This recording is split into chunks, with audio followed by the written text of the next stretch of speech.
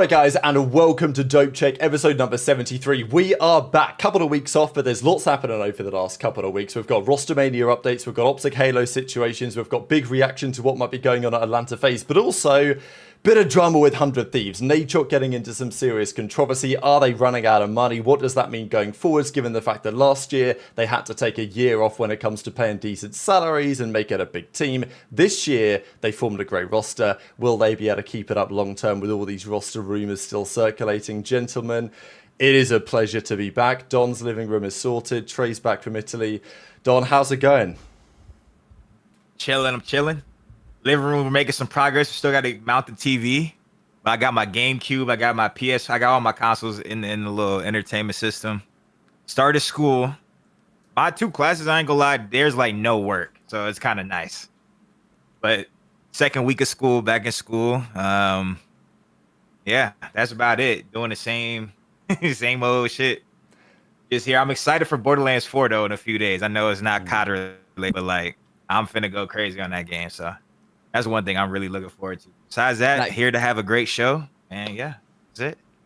That game's gonna get purchased so fast, it's not even funny. I'll be grinding that. Don't talk to me, don't text me, don't call me, don't FaceTime me, don't do nothing.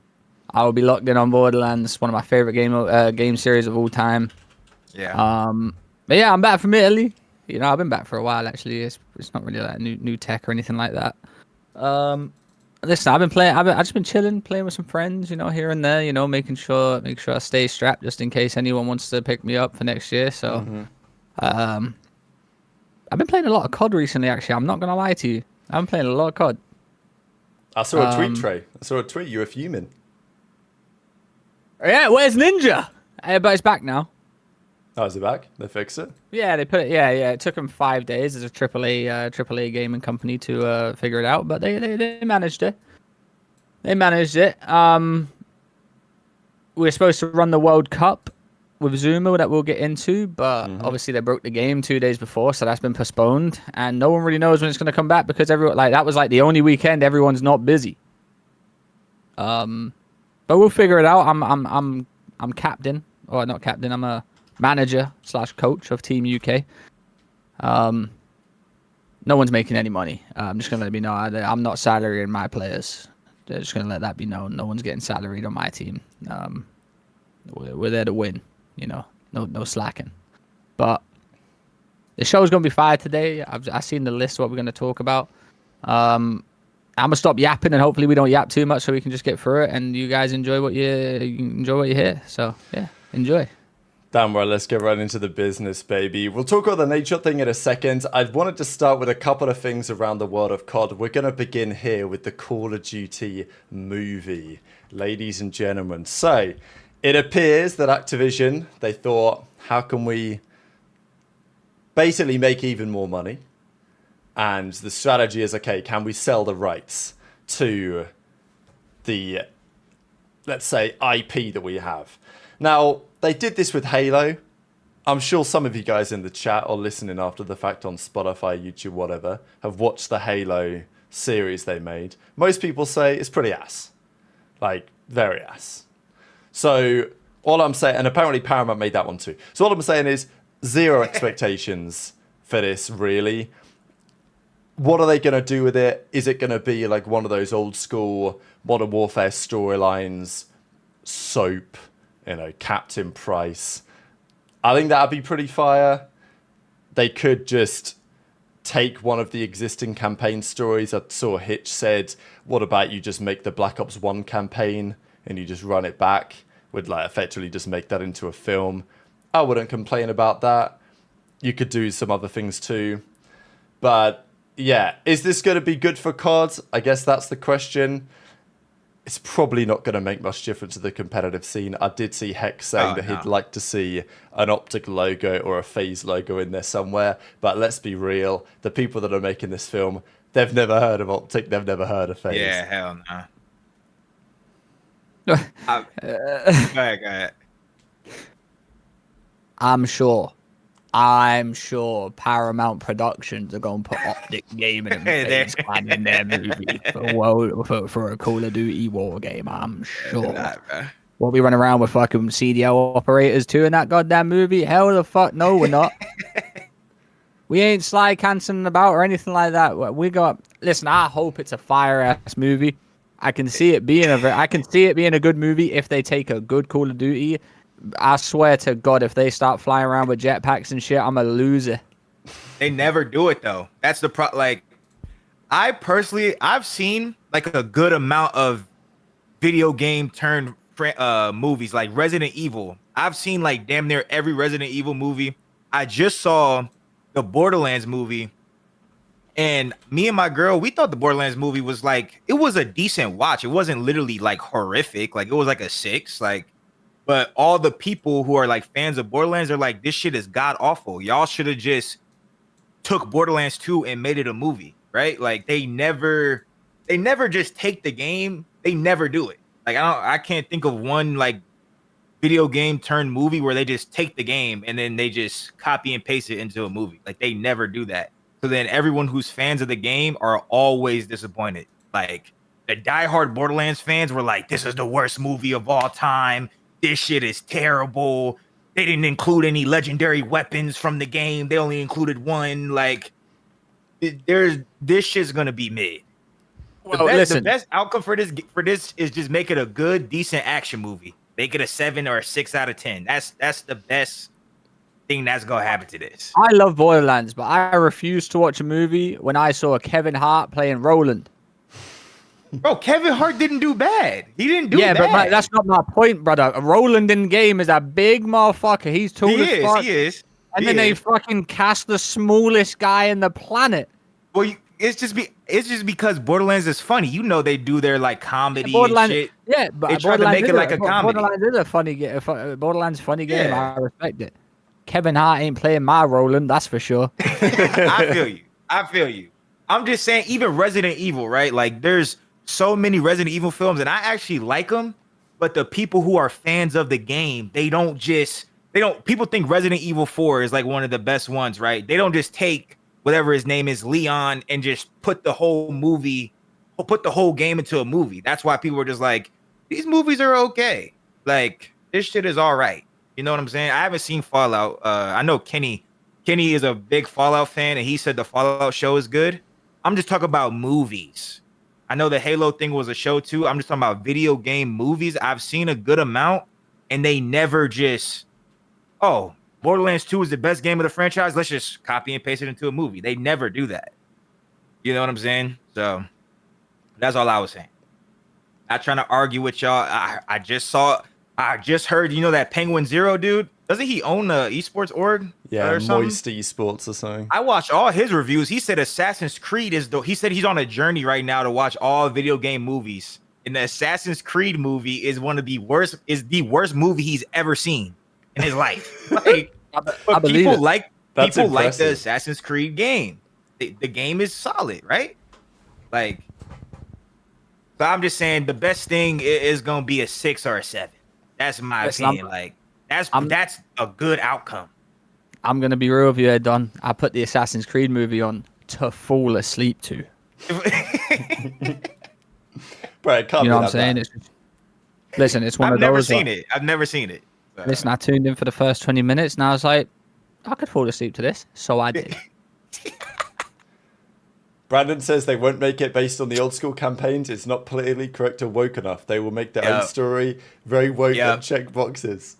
Yep, 100%. They're not going to do no Russian, are they? If I don't see Captain Price being played, I will be fuming.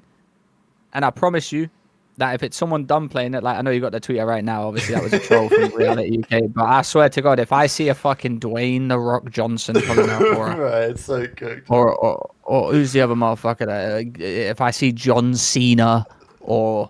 Bro, they're gonna get those people. Yeah. They got to. That's how they're gonna sell it. No one's gonna watch this shit if they don't get those people. Right, it's not a serious. I can go a whole fucking lifetime of not seeing a movie with fucking The Rock in it.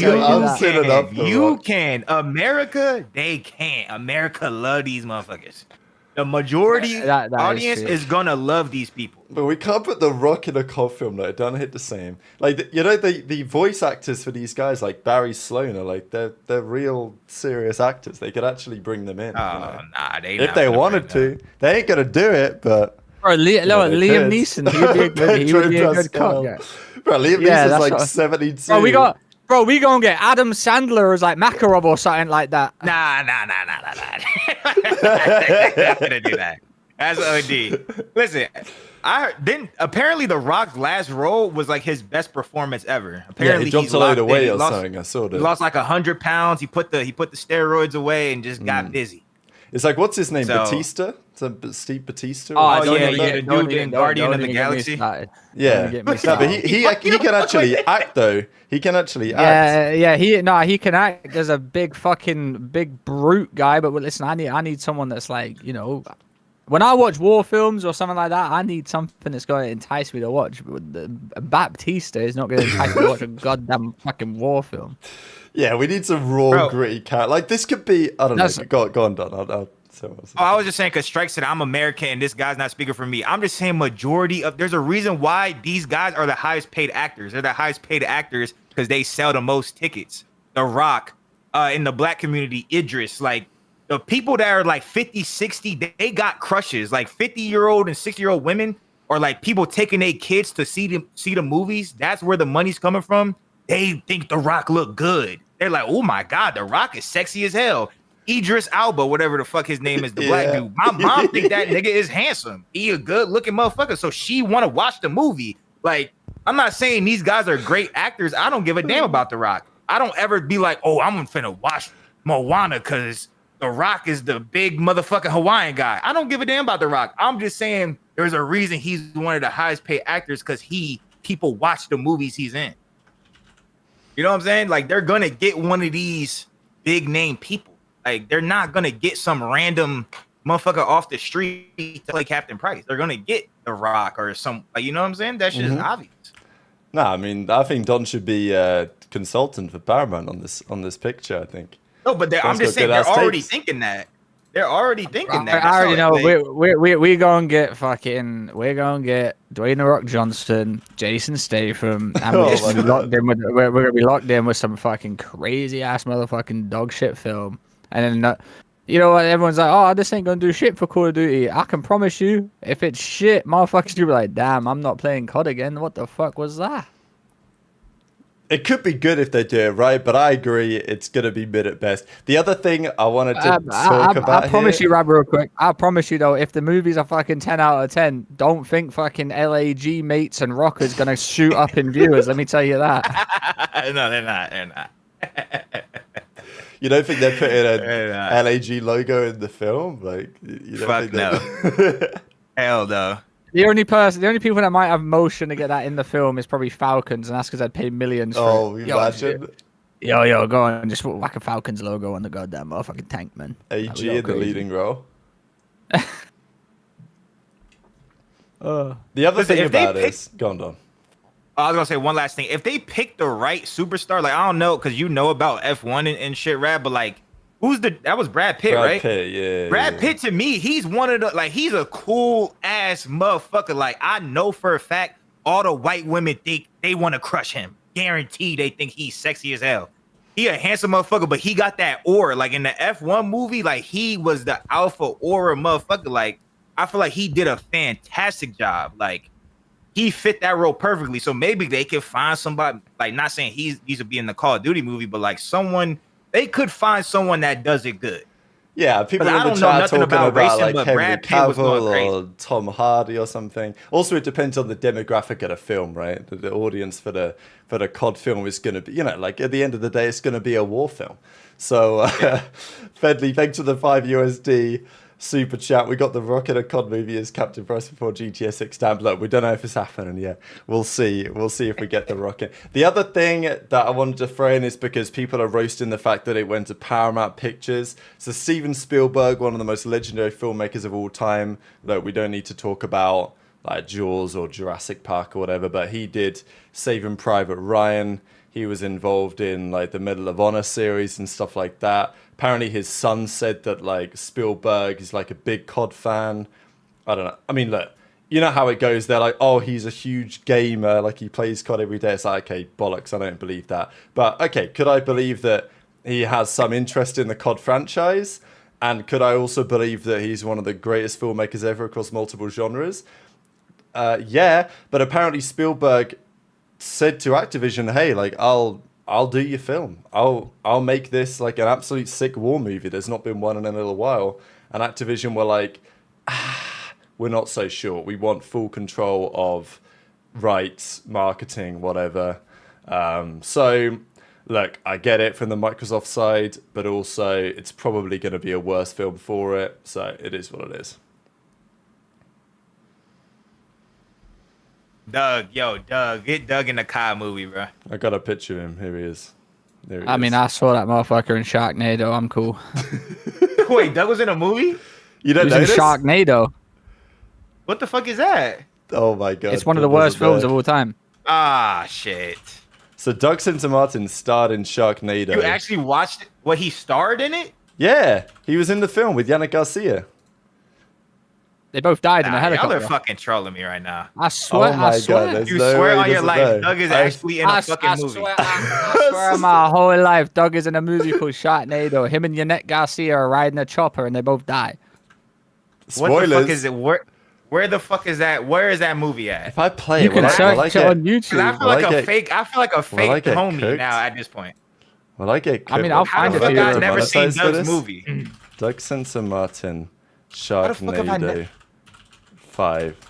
Yeah, so I don't know how exactly he finessed this, but he is in a film. I mean, I've got the screenshot of it. Sharknado 5. I think Sensor had a video.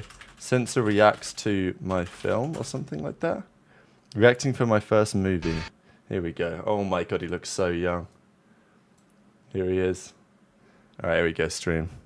If you guys never seen this, like Doug has an IMDb page with a reference to this film. Here he Oh, is. you're an Doug is asshole. him. I didn't even know when was this? I missed this whole like. I was there for This is like everything Doug 2018. ever did, bro. I was there when he was doing the burger videos, where he was spitting out cheeseburgers, all type of shit. I missed the movie. Yeah, Sharknado 5. Look at him go. He's a helicopter pilot, and he gets oh, where is it? Is this the big scene? Is that it? I think he has like a couple of lines. That might be it. Sharknado 5. It's on Amazon Prime for free. I'm finna watch this shit. It's Yeah, look Don't at this. watch The it? cast. We've got But it's got a 4.5 star rating, Trey. helicopter pilot Doug Santa Martin, also starring Did they Yannick use Garcia. bots? Trey, they used the bots. They botted the likes. Nah, there's no. Why does it there's no say shit. 4.5? It says 4.5 stars on Amazon. 777 reviews Wait, out of 10 or out of 5? out of 5. Out of 5. Oh Four my and a half- god! Wait, Doug actually made the film. wait, listen. four and a Rotten Tomatoes got it at a 30%, and IMDb's got it at 3.9. Enjoy your movie. Ah, here it is. This is the scene, I think. This is where the, Nah, I the shark gotta at comes up least and watch gets his him. part though. I gotta watch his part though. Guarantee I gotta see it, bro. Oh yeah, this is his I line. gotta see his part. And then I think Yeah, he just this gets is it. eaten This is- alive. Yeah, a shark comes through the front window of the plane. Just gets it. Kills Yeah, everyone. look at this. Whoa, wait. I'm gonna just put it. I'll play like 10 seconds of this. What the fuck? He's screaming in the violin. Oh, it's so good. Oh, this is in London as well. That's the Nah, he is, walkie-talkie in the man. background. Yeah, Doug Nah, actually he's him. cooked, man. What the fuck? The shark is jumping out the fuck. Bro, Sharknado is that Yeah, is yeah. that film? Look. The shark is flying in the air. What the fuck? Yeah, Don. A shark. Don, is this what it says on the tin? Sharknado. It's just a fucking tornado full of sharks. I love Doug's profile picture on IMDb here. Nah, it's his this is screenshot from this insane. film. How have I never seen this shit, bro? I was literally here for everything. I've been fucking with Doug since at least 2014. I missed the whole movie, bro. I'm just. Doug has Someone- 4 credits on IMDb. He has 1 for Sharknado 5 Global Swarming, gets a 3.9 star on here. But he played Jock the that out Helicopter of 10? Pilot 2017. Nah. Yeah, it's Oh, is definitely it? out of 10 to it. Out Definitely of out, yeah. Oh Definitely shit, out it of is 10. out of 10. It is out of 10, yeah. Definitely out of 10. It is out of 10. Listen. I'm not even mocking Doug like for That's a premium like the film. ratings. No, of no, it. no, Didn't you're make not. the- You're not. You're just saying the movie's bad. He didn't make Yeah, the poster. listen. I don't understand how they've got so many Sharknados. There's like 8 Sharknados, I think, bro. Yo, he's in the 5th one, bro. Yeah, he's in the Shark- 5th one. He How appears many as like the Sharknados 8th is there? biggest name. I mean, Sharknado film series. did they do any more after Doug's, or did he end the series? Yeah, they done one more. The last Sharknado. It's about time. Motherfucker, they made 6 Trey is Sharknados. so trolly. Listen to this. A 5th Sharknado was confirmed and released on 17. The title's going to be Sharknado 5 Earth 0. The title was then unveiled to be Sharknado Global Damn, Swarming. the shark's flying through the goddamn clock tower.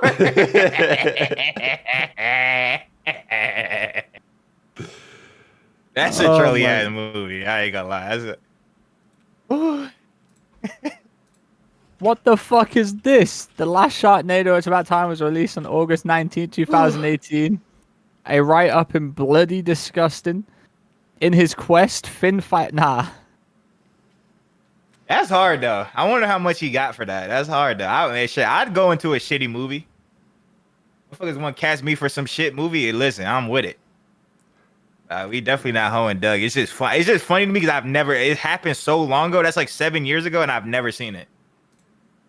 So he was in another couple of like he appeared as a special guest in this episode of Listen, something you called want to know what Looking for you want to know what the Games. spin-off name was?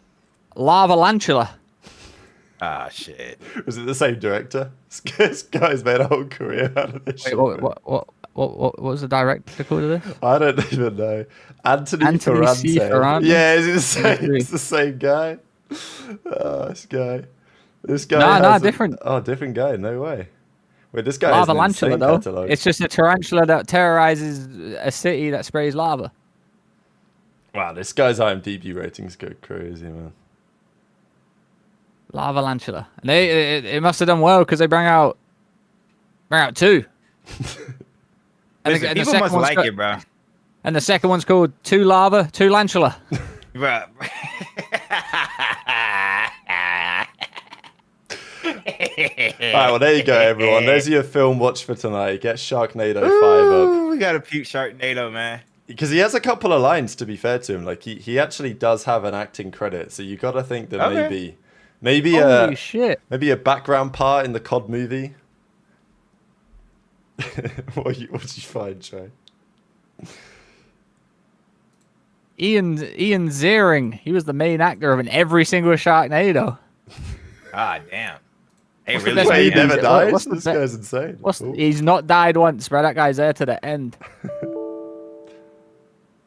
This guy is in everything, bro.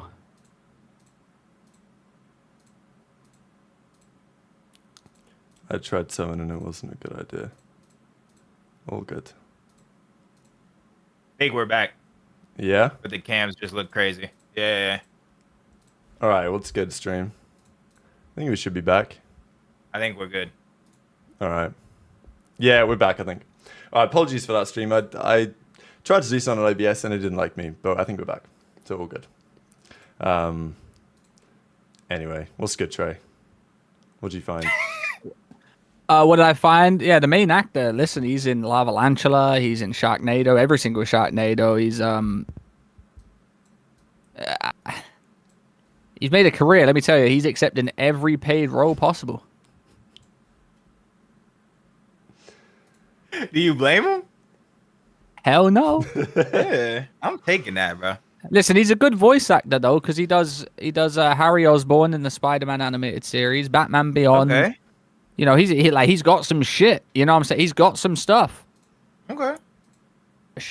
Listen, Sharknado, He was also in Hell's Kitchen. I mean, he's a star, bro. This guy does Can you it all. act in Hell's Kitchen? I thought that was more like a. Gordon Ramsay type, just clowning on you type shit. He done 7 movies. No. 8 movies in 2014. Doug got to get on that. All right, let's talk about 100 Thieves. The gods are telling us to move on from Doug Centimine. Okay, last few days has been pretty interesting for them. Wanted to start here. So, Zinni said on one of the Optic podcasts the other day that this year he's heard the salaries, they're going down, Trey. They're going down. I don't know what you're getting offered as a coach. Obviously, I'm sure it's going to be a serious bag when the bag arrives. Yeah. But Zinni said it ain't like it used to be. Shotzi was right. The bags are going down. They ain't paying like what they used to pay. Makes sense. Apart from probably certain teams, certain players, certain organizations, that's likely to be true. 100T the last couple of years been pretty interesting for them. As an organization, stuff outside of Call of Duty and even outside of some of their other esports products. You guys remember when they were gonna like design their own game? They had that keyboard thing they brought in. So there are a few other projects they were playing around with. They had big VC investment. I don't really know how everything pieces together over there. 100 Thieves, the investors, LA Thieves, whatever. But what we do know is that the money is all kind of in one spot because Nadeshot had to take a pay cut last year to get those guys, Scrap and Hydra, onto the team to make sure that they could pay to actually have the facility that they got in the end in Texas so they could tempt them not to go to Gentlemates. The year before that, they took a bit of a down year where they paid lower salaries to the Ghosty, Joe Deceives, Nasty and Kremp team that had good success at the end, and then they leveled up again. So anyway, in light of all that, there's another kind of series of layoffs, and especially one today was a pretty big deal. This one was a couple of days ago. Logan, he's been around since like the very early days from like the content side, doing video, photo, all that type of stuff. And he was been there with the org literally since pretty much day one. I mean, he literally said it here. I joined the company when it was first founded. So when I saw he was gone, I thought it was a pretty big deal. And then as of today, my cam's paused. That was a nice, good little screenshot of me there. Let me come back. And the other one is Josh, right? So Josh is also gone as of today, and he's a big name. Like, he's at every event. This is pretty wild. A couple of days ago, he tweeted out, cooking up for the new season. Here he is with the Thieves setup and everything out in LA, getting something ready. He's got this whiteboard full of ideas or whatever. And then earlier today, he says, never mind, I got fired. So, okay, look, this type of stuff happens. It's esports. But the greater context of this is all the stuff going on with Nadeshot. So if you guys aren't aware, the last couple of days, Nadeshot signed this big deal with Rubet, and he flew out to Mexico to do these slot streams, and I'm sure the bag is pretty generational. But in light of that, there was lots of talk about it because his organization's letting go of people while he's collecting the paycheck out in Mexico, and people are saying, are 100 Thieves in a good spot? What's going on? Is it going to affect the COD team? So, yeah, Don, just kind of your, like, obviously you play for this organization. I remember you made thoughts about Nate might not have been the biggest fan of you as a player, but he always treated you well.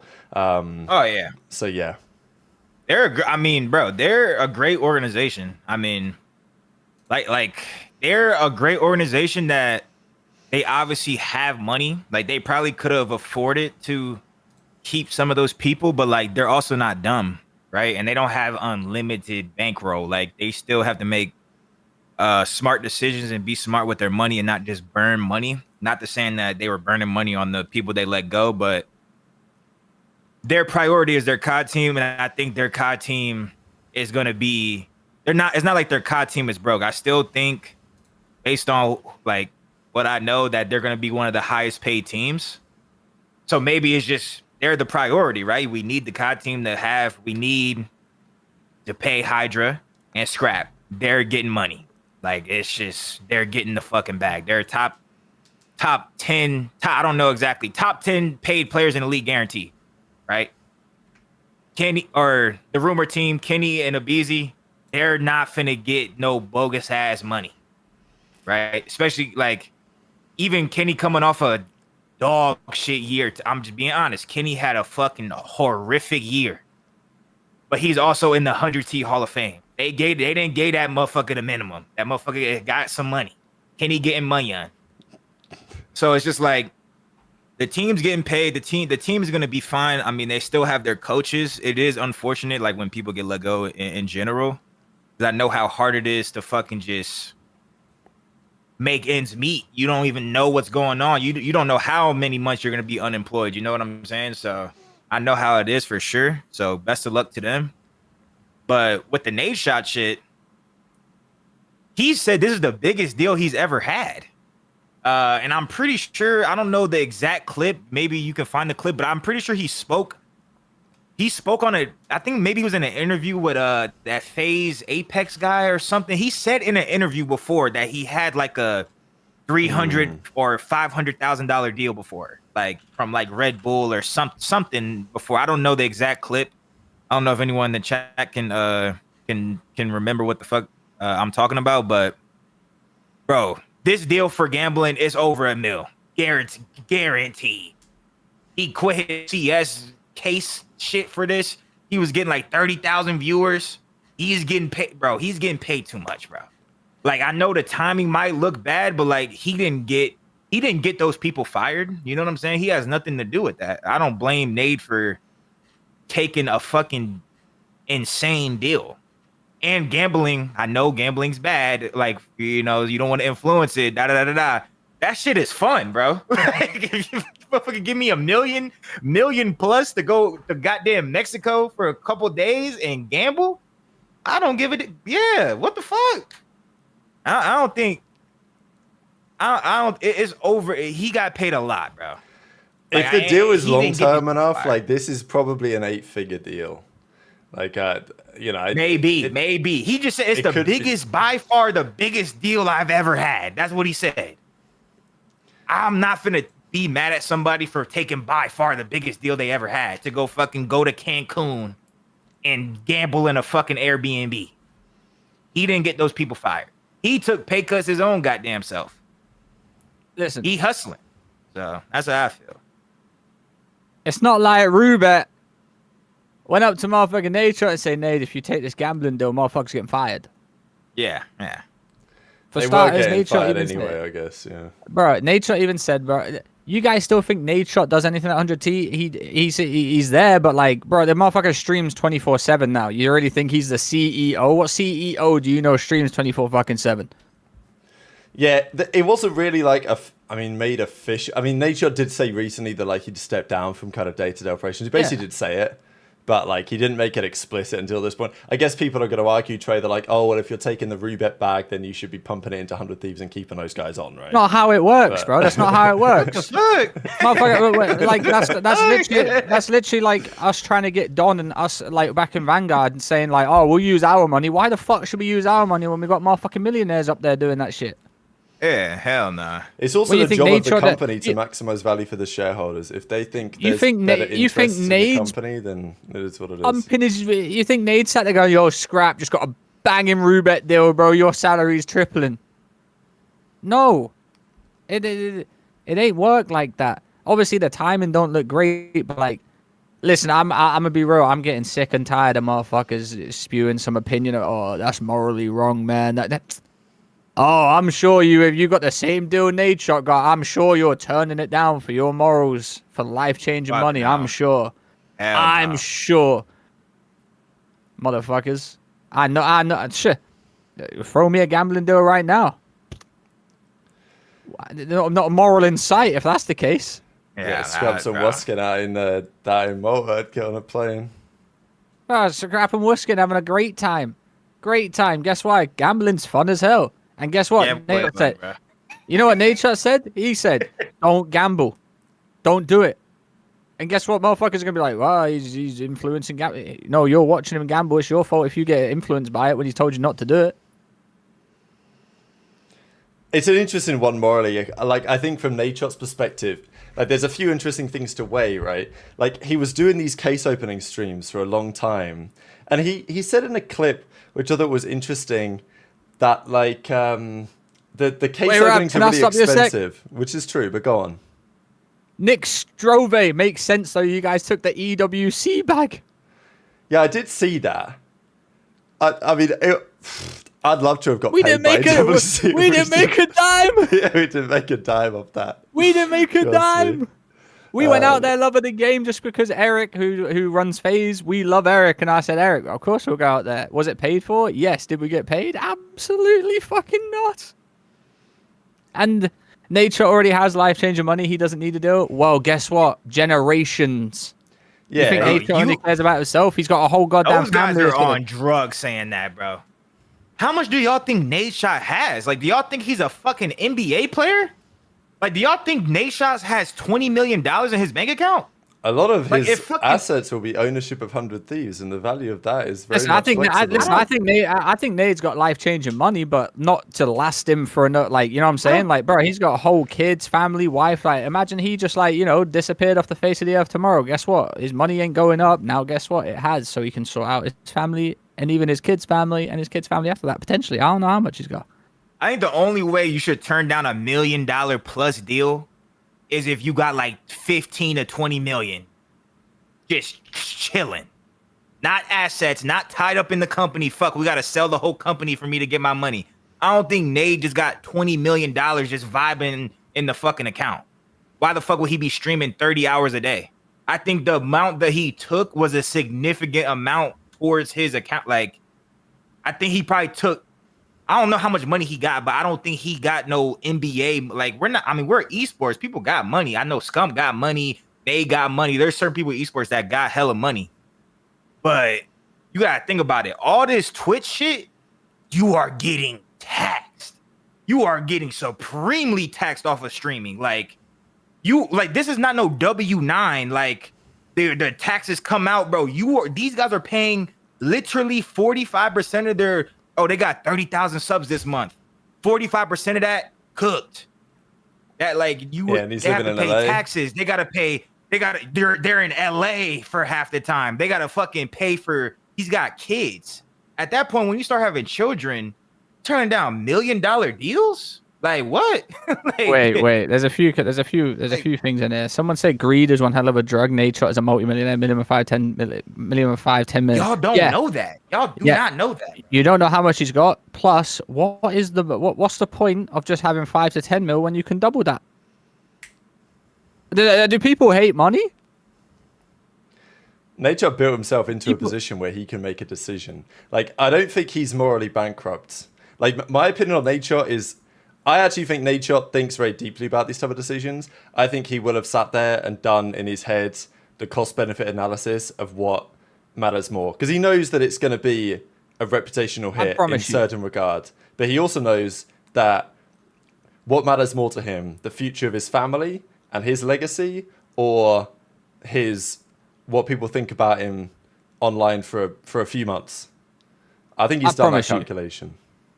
If they said to Nade, we're going to get rid of Josh and that, I think he would have been like, no, don't do that. I don't, like he said, he wasn't involved, didn't know it was going down. Cool. But listen, to sit there and say that you get, like, just because someone's already got a couple mil, that you shouldn't take more couple mil is insane. Thanks, Connor, for the €5. Also, Liam saying bit scummy promoting shit that ruins real lives daily and is just as bad as drugs because you're the one that's doing it, bro. I don't look at some guy drinking a beer and go. I don't look at an alcoholic. I don't look at someone who's addicted to drugs. I watch Nadeshot whilst he's doing the gambling streams. I'll be like, yo, that'd be kind of fun to have that much money gambling. I don't have that much money to gamble, so I ain't gonna do it. Bro, there's like fucking 8 million celebrities with their own vodka or own fucking liquor. Goddamn Shannon Sharp got his goddamn liquor. Kevin Hart, fucking superhero of black people, got his own liquor. LeBron James, literally the icon for black people in America, got his own liquor. There's probably some white people too. I'm pretty sure Casamigos was owned by white people. Like somebody, like, bro, You got LeBron James got the Hennessy. People making memes. I want that LeBron James in my system. But motherfuckers, LeBron, mind you, LeBron got a B. He got 1,000 millions. I don't think Nadeshot got 10 mil. I don't think Nadeshot got that much fucking money. You gotta think about it. Motherfuckers buy things. Motherfuckers are paying rent. Like, you don't just, because even me, I've made fucking over $1.5 million from gaming. I don't have none of that shit. Like, that shit was over a 10-year span. Like, you have to pay shit. You have to pay taxes. I made $250,000 in Black Ops 4 or some shit. I paid like 70, 80K. That's not even off streaming. The streamers are gonna lose even more. Like, I don't think this motherfucker got tens, and he don't got no NBA. Like, the only way I could like think of like turning that down is if I'm like, I looked up Michael Porter Jr.'s contract the other day. He's literally on 150 million in 3 years. Okay, you go on 150 million in 3 years. Now you have so much money that nothing matters. Nothing matters at that point. You want to turn down a couple $1 million? I mean, you still kind of stupid to do that, but fuck it, go ahead. Floyd Mayweather has made billions of dollars off of fighting. Motherfuckers give Floyd Mayweather $1 million to do some shit, he finna do it. So if fucking Floyd Mayweather finna take the money, how the fuck can Nadeshot not take the money? That he is literally saying this is life change. This is insane. Yes, Nick. I did just say we didn't get paid to go to Saudi. Yes, I did just say that. I think the thing... Rab, go on. Rab, we would admit if we got paid any money to go to Saudi. Yeah, cool. You know me, guys. You look at it a couple of ways. Like, okay, they comp travel and expense. That is, like, to some degree, that is getting paid, but it's not like we didn't sign like a deal or anything. You understand? So it's not quite the same thing. I also think that Nadeshot made the argument that like loads of other people already have done this. I think it honestly is a big timing thing for Nadeshot. I don't think it would be too much of a big deal otherwise. But I also think in Nadeshot's position, like whenever you do anything like this, whenever you take money from questionable sources, now I think you can argue to the end of time what questionable sources are. I make money from Google. You think Google, like who own YouTube, you think Google don't have very questionable business practices? Like I'm sure that they do, right? Like it doesn't matter where your money's coming from. You can look at where that's come from, whose hands it's changed between, and you can argue that like a lot of the money that's going around is coming out of questionable sources, or at least with questionable backgrounds. That's one thing.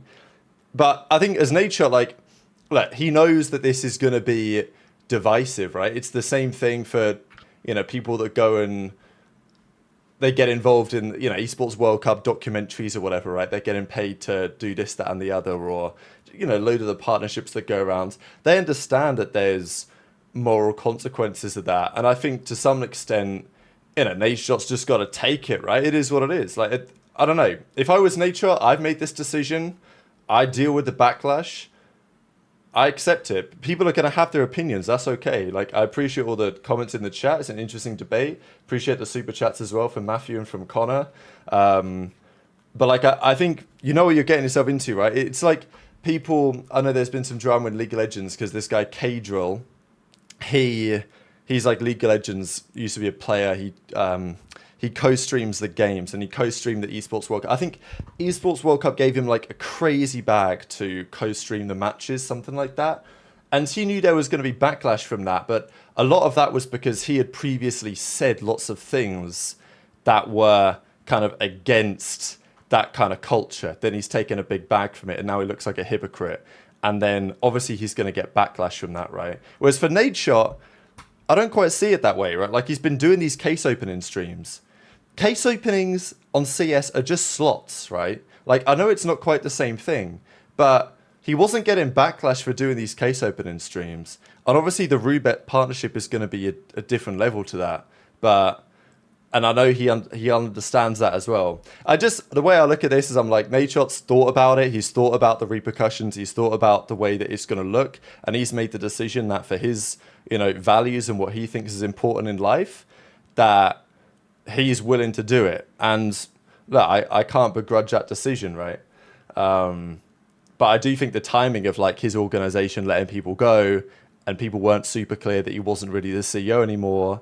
Like it's not ideal, but I do think this is getting overblown generally because I don't know. Is there nothing else going on right now to talk about? So that's what we're talking about this. I guess so, right? There's none to talk but like, about. the people loving this topic. Like the chat's going wild over this, right? So people love having opinions and stuff like this. I mean, everyone's just so opinionated on it. End of the day, this like people think gambling's immoral or like where the money comes from is immoral, whatever like that. I'm you know, if you gamble and you lose all your money gambling, that's your fault, in my opinion. It's just I don't know how else to tell you. That's your fault. If Nadeshot makes you lose all your money, is that Nadeshot's fault because he, you know, told you not to gamble but told you to use his code on Roobet? No, that's still your fault for being dumb. If you don't have money to gamble, don't do it. I'm not going out buying Rolexes every week. I'm not doing this. I'm not doing that. If I don't have the money to do something, I'm not going to do it. I've even told my friends that gamble, you know, they'll bet on the football or, you know, hit up a blackjack table or something like that, and then they'll complain to me that they got no money. Like, I can't help you with that. Yeah, I think Connor makes the point. He's like, look, thanks for 10 euros. It depends. I think Nadeshot talked about this in his video, right? Like his audience, the age of the audience and stuff like that. Because, you know, at a certain point, as you say, Trey, like I believe in personal responsibility. I believe in personal responsibility for people to do what they think is in their best interest, and also responsibility for Nadeshot to decide what's in his best interest with this type of decision. But equally, if your audience is under 18, then that becomes less true. Like you do have more responsibility for your audience at that point, but obviously in Nadeshot's case, it is different to, I don't know, some like Fortnite streamer ripping packs or something. I don't know. Doesn't Aiden Ross have a gambling deal? All these guys have gambling deals. Aiden Ross's fucking audience gotta be fucking peewee kids, fucking 10-year-olds and shit. Who the fuck, like not saying. But Aiden Ross doesn't like. I don't think like, he cares about like the public perception of him like at all. Whereas I think Nadeshot does. Like I think Nadeshot does have like, you know, I don't know. That's my opinion. I was saying Aiden got hella. He was the biggest streamer in the universe. He got hella money. Like, and that motherfucker took a gambling deal. Aiden is a horrible person. Okay, never mind. He's a horrible person. Never mind. There we go. The opinions are coming out. Anyone who takes a gambling deal is a horrible person, bro. All these people are horrible people, bro. Yeah, as I say, if people don't want to watch Nadeshot streams anymore because he's doing the gambling stuff, absolutely fine. That's, you know, like, and I don't think Nadeshot would care about that, right? Like, it doesn't. Nadeshot's not getting paid based on the amount of people that watch his gambling streams. He's getting paid by Roobet some insane amount of money. So. Whatever, right? Like, it is what it is. Turtle says age of the viewers, not the streamer's responsibilities on the platform Twitch, which is also fair as well. I don't know what Kick does about that. It's probably an interesting question. We'll see. So anyway, that's the Nadeshot drama. I don't know if it's going to have any real implications on 100 Thieves as an org. As you said, Don, more than likely they'll be fine for at least the time being. But it goes to show, you know, I don't know if it's really related to 100 Thieves at all, but just because he took the pay cut last year, it's people are talking about whether, you know, this could be part of that at the very least. So, yeah, Nade's getting the bag. Congrats on the generational wealth to his wife and children. Let's talk about some of the other stuff. Let's do the World Cup, Esport or the Nations Cup. I saw your tweet, Dom. Need 3 for Team Nigeria. Let's run it. That was Charlie. Some dude actually hit me up. I think his name is Highs. He's like, "Yo, we can actually make a team for this shit." I'm like, "I don't know." I didn't even know if like this was a real thing. Like, are y'all actually playing for like a prize money tray? Like, yeah, 10,000. 10,000? Oh shit. Well, yeah, I didn't get an invite, so I'm just gonna mind my business and best of luck to the World Cup. I mean, it wasn't really like invite based. Like, it was just like, who can we get like to fill nation spots? You know what I'm saying? I don't even think there was no black nations, was it? What do you mean?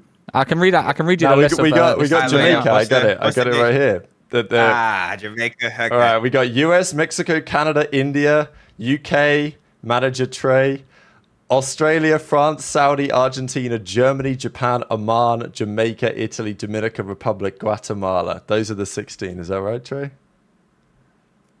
Yeah. Looks pretty good right. to me. Okay, that's cool. So this is what they put together. I mean, look, before we talk about the Zoom World Cup, we'll actually discuss what the Nations Cup is meant to be.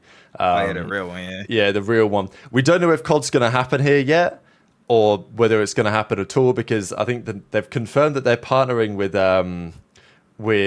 like Ubisoft and Tencent and a couple of the other developers. They've not said that they're partnering with Microsoft or Activision or whatever yet. So we don't know about that. So we don't know if COD's going to be here, but there will be an Esports Nations Cup represented next year, November 2026. It's going to happen every 2 years. It's going to start in Riyadh, then it's going to rotate around other countries. So effectively, the Esports World Cup back in July was the Club World Cup. This is actual FIFA World Cup when you got national teams. Now, we don't know how any of this stuff is going to work yet. We don't know if COD's even going to be there. The question really has been, could we do it in COD? Would we have enough teams? Because something like Counter-Strike, absolute no-brainer. You could form some Unreal teams all around the world. It'd be a fantastic tournament. I think they did it in Overwatch a few years ago.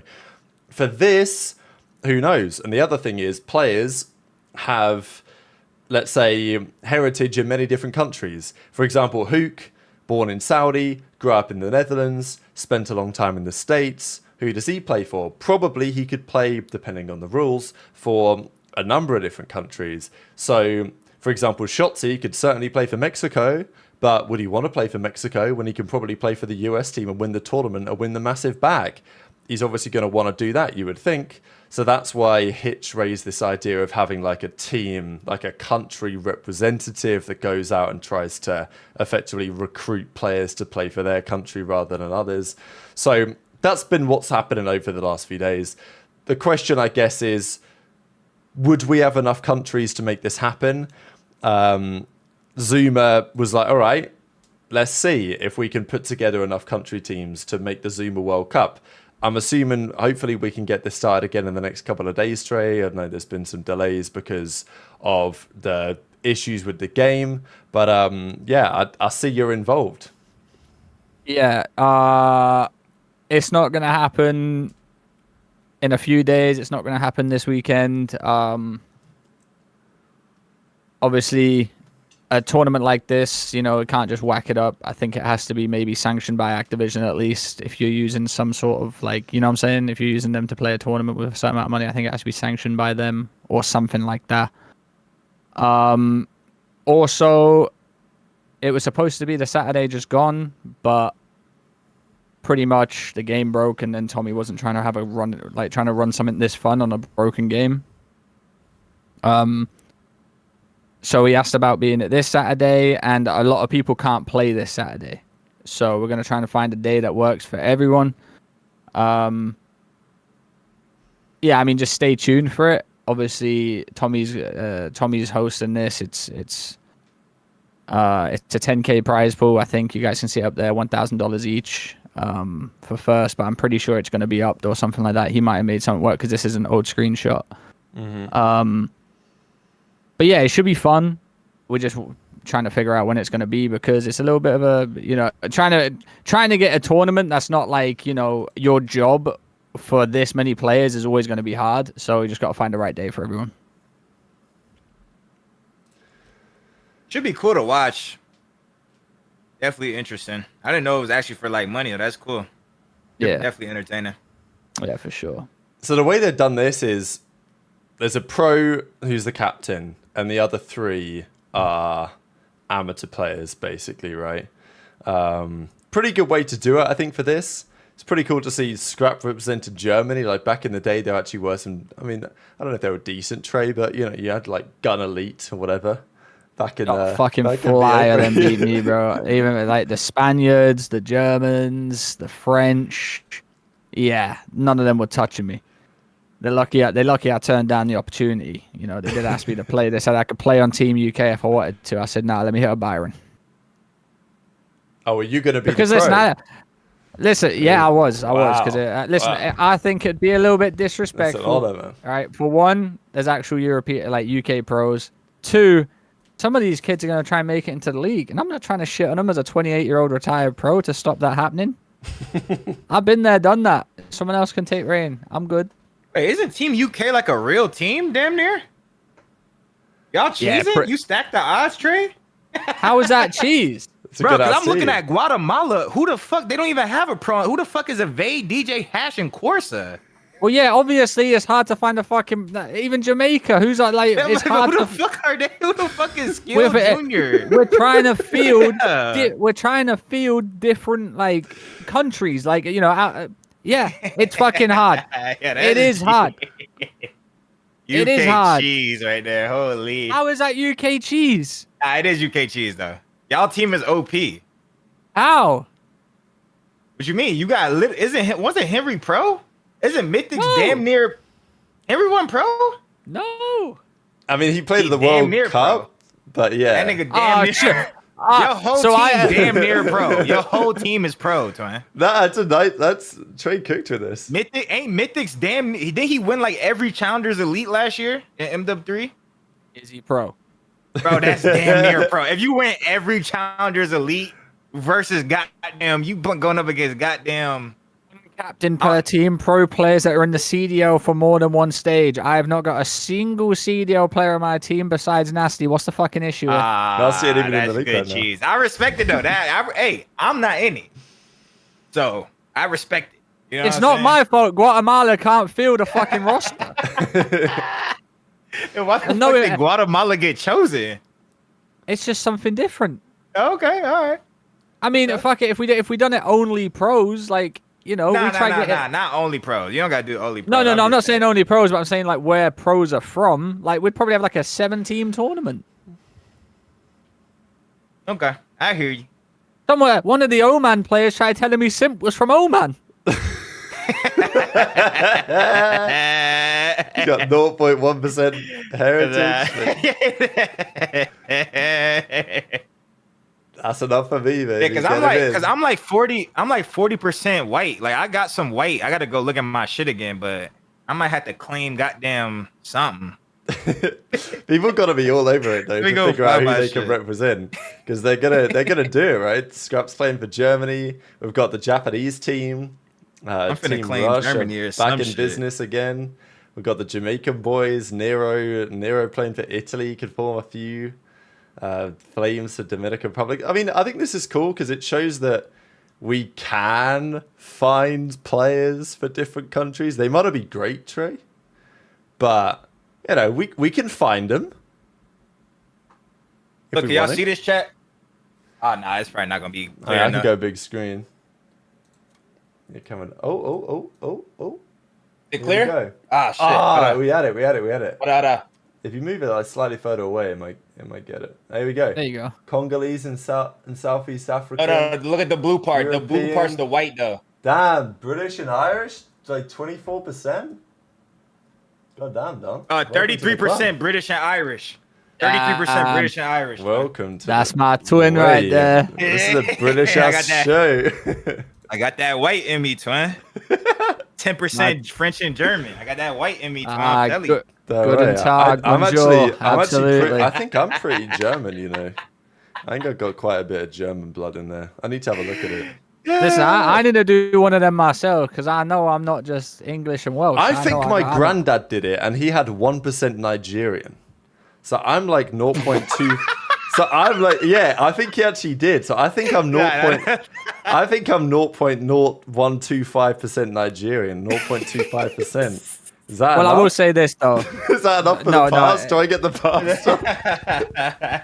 No, I'm squatting up with Don in Nigeria for the World Cup, for the World Cup, you can't just choose what nation you are based on, just because you got 0.25.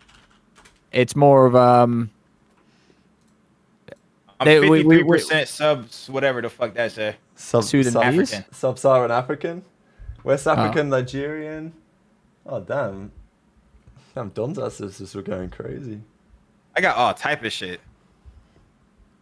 What do they call? What do they call That's why I that? welcome Terry, man. That's why I welcome TJ. I give TJ the pass because you know what I'm saying. That might be my cousin somewhere down the line. Multicultural, Don. Multicultural. Yeah, multicultural. You know what I'm saying? Well, listen. This is my thing about the World Cup. Yeah, just because like Rab, just because you say you're 0.2 doesn't mean you can play for Nigeria. There's rules to this. No, Nah, there's rules to this. I don't look Nigerian though. No. Well, that's the funny thing as well. Team India, Illy was like, we're trying to make sure, some of Illy's players were Indian, and we go, how do we know he's Indian, Illy? He goes, just look at him. Now that is the best test, though. That's the best test, though. But this is my thing. This is my thing, though. I'm not just going to look at someone and say that, Illy. You try and cancel me, Chris. Sean Moody says, Don is like a pint of Guinness, all black with a dash of white on top. Thanks for the 20 great British pound sterling, baby. He also says, are any of you guys going next, COD next? Any invites to the boys? No. Listen, I don't think there's a chance that Trey Morris gets a single invite to another COD event ever again with the amount of shit that I've spoke about every single game and every single stream that I've been a part of. I will say, though, if you do want some constructive criticism, I will be there. Just send me an invite. I will go. But I would love to go. Well, listen, the thing is, when we game tested MW2, and who was the guy that was running it again? Who was the guy that was managing that? I can't remember his name. He was he done Infinite Warfare 2. What was the guy's name? He was the director of it. The head of Infinity Ward. Do you know who I'm on about, bro? What, I have no idea. Yeah, we can. Bro, I swear, Rambo Ray got me blacklisted or some shit from that shit. Bro, I went in World War II. That was the only year I ever got invited. Oh, Joey C. Yeah. Listen, he come up to me and said, "What do you think of the game?" I said, "Not gonna lie, I don't like it. It's pretty shit." Trey was off the list. Well, listen, here's my thing. You can't invite someone like me and expect me to just go, yeah, game's fucking class, mate. It's unbelievable. It's the game that made me retire, Joe Seacott. He had me playing on the alpha build where the walls weren't even walls. It was just like I was in like a simulation. It was, what was the map? Oh my god, what was that fucking map? It was like the museum one in the beta. Nah. It was the comp map, the one that had the hill in the warehouse. Mercado. Elasilo? No, Mercado. Mercado, yeah. Was it Mercado? Let me check. Mercado was the warehouse. Yeah. Mercado at Las Almas. Yeah, they had us testing that map with the, but none of the textures were loaded in. It was just game walls. Wow. That map, I knew that map was gonna be ass, and by fucking god was it. What the fuck? And Joe Seacott comes up to me and I'm like, actually fuck with that map a little bit. He goes, what do you think? I'm like, yeah. Yo, do you reckon we can do this? He goes, nah, it's probably been finalized. The game's gonna be good. Yeah, guys, we're gonna fucking. We all go. Listen, the whole group that went. I'm talking accuracy, simp. We all go. We all start walking away. Go grab lunch. We all look at each other. We give each other the look. Yep. The only time I went out, me and Nikki D were we were coming off of Infinite Warfare, going into World War II. Me and Nikki D, my whole team is there. It's me, Nikki D, and Austin. Austin just dropped his fucking whole team for us. Me and Nick are looking at each other like, this shit is, we're finna be ass. Bro, Rambo was tweaking, bro. That was the only time I ever went. No bullshit. Oh, was Rambo working with them? He was working with them then, right? Yes, yeah, of course. Yes, Rambo was the head of the thing, and I think Rambo invited me or some shit. Bro, he was after that one, I never got an invite. I was a pro for fucking 6-7 years after. He was tweaking, bro. I pulled out a sniper or I'm just trying to test. We're playing some bogus ass maps. I'm trying to test some shit out. How easy is sniping in this game? Something.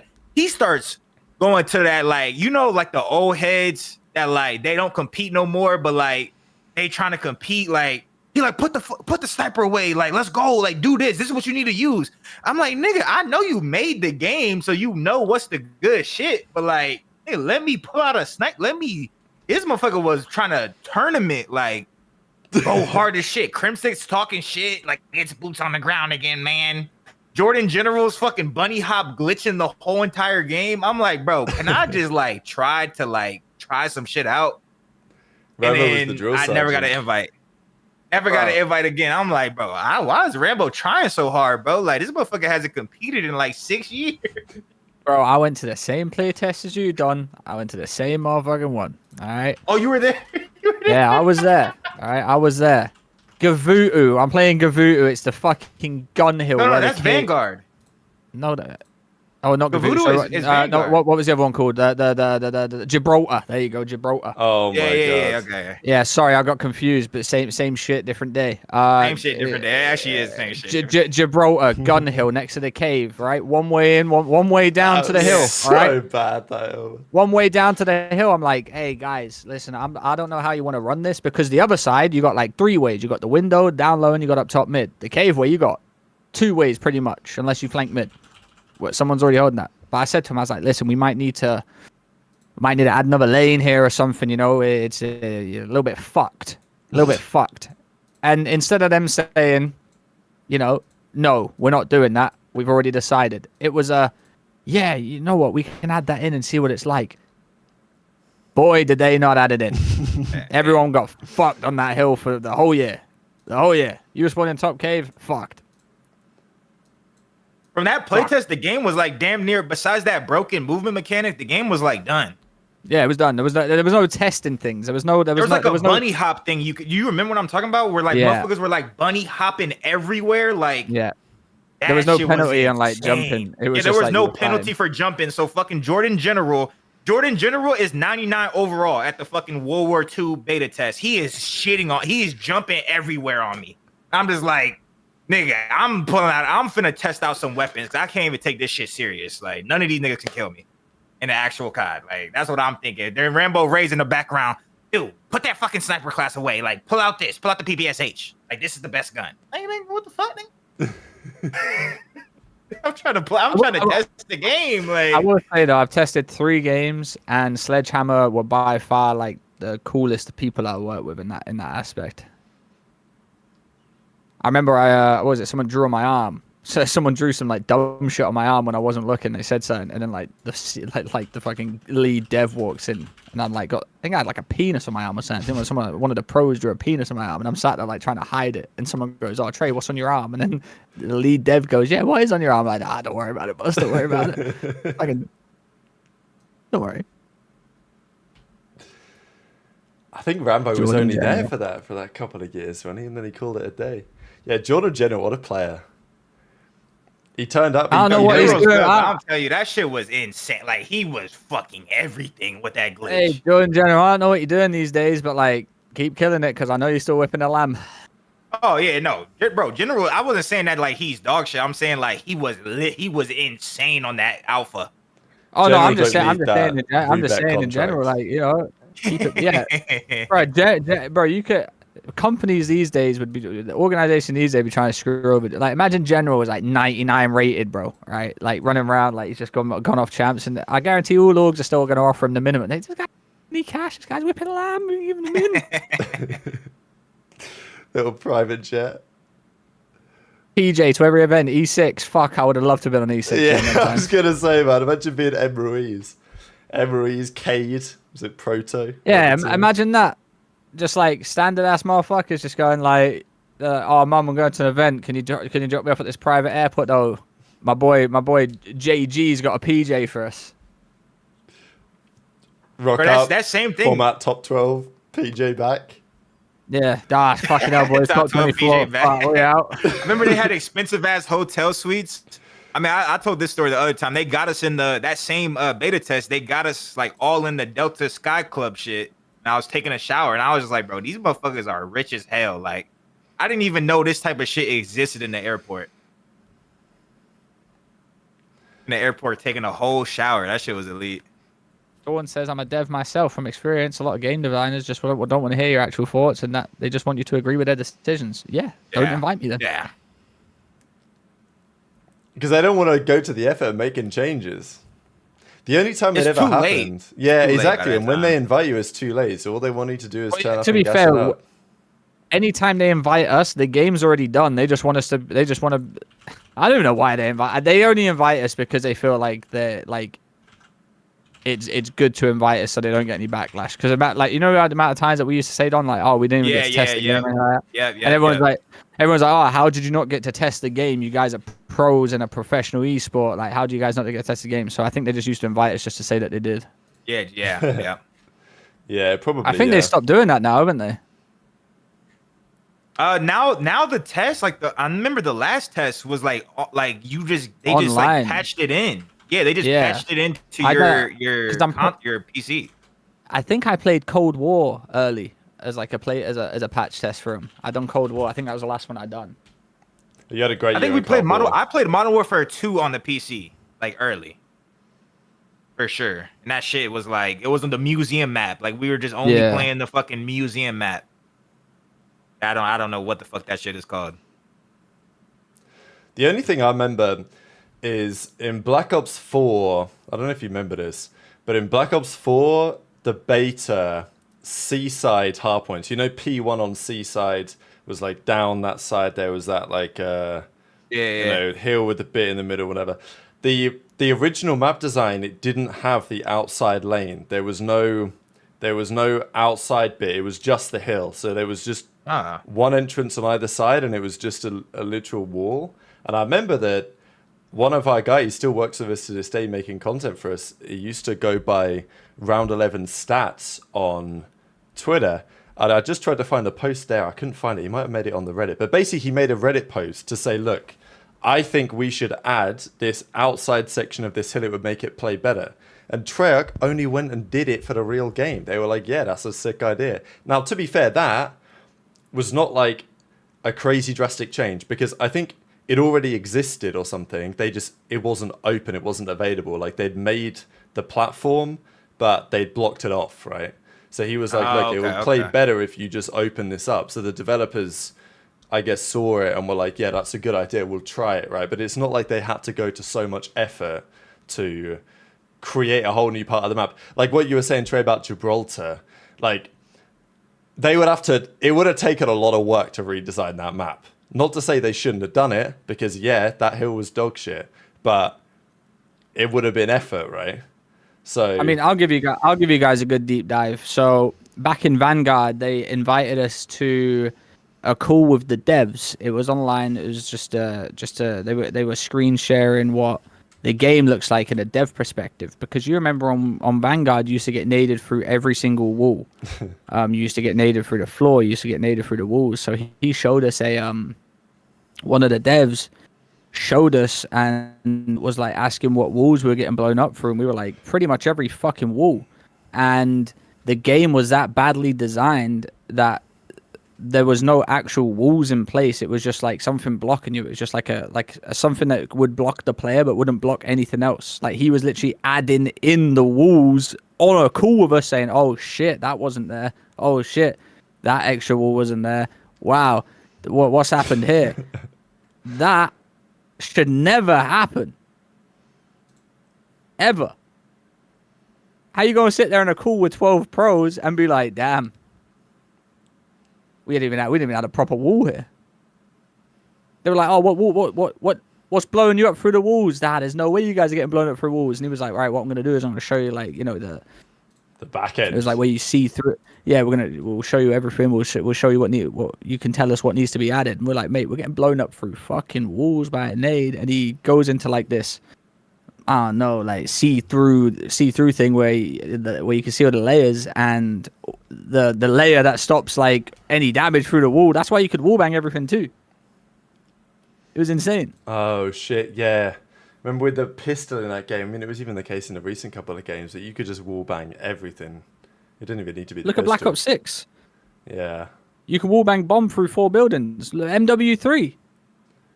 Big ass skyscrapers, just MYSL just shooting through bombs. Like that's how poorly made these games are now.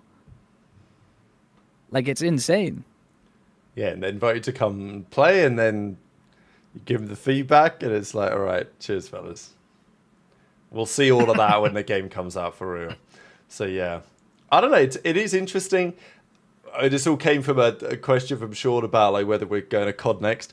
I think that is pretty much the crux of it, right? The people that get invited, they know they're just gonna say, like, yeah, good job, fellas. Game's great. Let's buy that one when it drops. So we'll see. Maybe the game this year will actually be good. But you know, is it dope check Trey? Like, you know, we don't take the piss. Nah, we just say it how it is. You know, shout out to Sean too. You know, thanks for the 20. He said he got asked to work on a vehicle for Black Ops 7, but said fuck no. So just know, Sean, if I saw your name in the credits on that vehicle, I would have been on your ass. Yeah. Damn, imagine he made the optic van. That'd have been crazy. Someone designed the optic van, and they're like, there's history in that. Optic Could have been Fizz. you, Sean. Yeah, Optic Frizz, legendary name. Okay, that's Zoom World Cup. I guess just final thoughts on Zoom World Cup. Who's gonna win? Because Trey's team. Trey's team's gonna win. Yep. Well, listen, you put me on any team, it's like an extra 20% gun skill, a little bit extra 20% vibes, 25% aura, 25% motion. So, like, you know, respectfully, on top of what I got working with me, yeah, we should do. And if we lose to anyone that we shouldn't lose to, Byron's getting a slap. Mm-hmm. You got to think that if the Nations Cup actually happens, I don't know how many teams we could actually put together for it. Some of them would be ass, but like you got to think that for the FIFA World Cup, most teams are ass, right? Do you know what I mean? Like most nations, they ain't gonna do anything. So I guess it's not really a big deal if the Jamaican team turns up to the Nations Cup and gets bopped out. It's like, you know, they might show some talent, they could get picked up. But if I think it's more about just showing talent. That's all it is. I think like, so, there's talent yeah. that exists everywhere. Like Pred's team, for example, Pred's playing with his brother. Asim's team, for example, he's playing with his brother. Yeah. Like, you know, it's very cool. My team, for example, we're there to win, so fuck you all. Like, I'm not playing like shit. Shit, you know what I'm saying? I text Byron. I said, Byron, World Cup team, me. You know, choose your three. He's like, he chose them. Cool. Thing is, if you're an American, even like Canada or the UK, because there's quite a few players eligible, like you gotta be finessing hard to get on that team. Like, because if you're on the US team, you turn up, you're guaranteed finals, bare minimum. I don't know what the prize pool is going to be, but it's going to be pretty nice. Like, there's going to be some politics in play getting onto that US team because there's going to be so many players that will want to do it. I don't know who's going to make that decision, right? It's actually kind of interesting to me. Listen, USA ain't making finals, bro.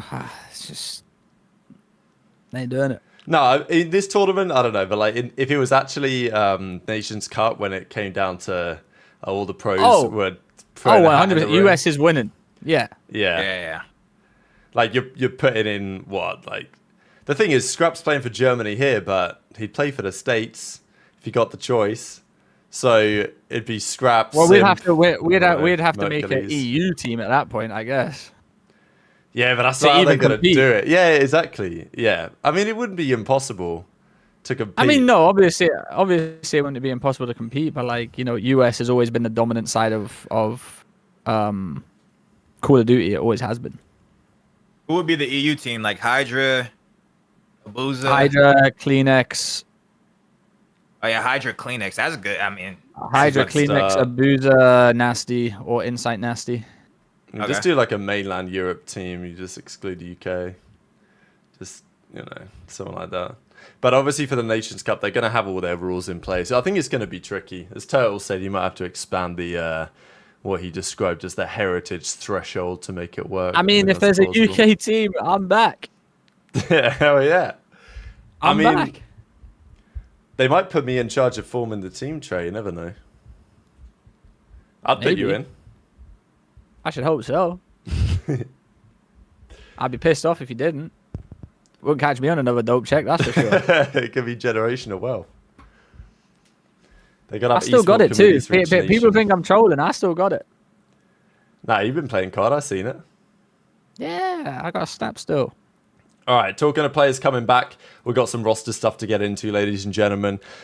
Let's talk about some of the Halo players real quick, because there's been a bit of drama there since we last did a show. I've got Avusi from Cloud9. He's coming. I've got... Who's the other one? Oh, I've lost it. I don't know. There's another guy from Cloud9 who's coming. Oh, here it is. I've got Collect from Cloud9. Basically, there's a load of Halo players that I've never heard of. They're coming to COD. Some of them are going to be good. Avusi. That's probably like I don't know what I was Listen, kicking. I there. see 18 and Cloud9 player for Halo. Like, yeah, sure, let's give him a run. Obviously not for the league, but like if I'm a challenger team that needs a player, yeah, fuck it. He knows what he's doing. He can obviously shoot. So Yeah, that's what I'm thinking. Huh? So put him in. Of course, the big names are the guys on Optic. Now, Bound says free agent for Black Ops 7. Renegade says free agent for Black Ops 7. Legend Hex says, already "Fuck said no, it. you're not." Hex said, fuck no, you're not. Now, this is pretty funny. Hex actually kind of doubled down on this on the podcast the other day and said that, like, look, they're not...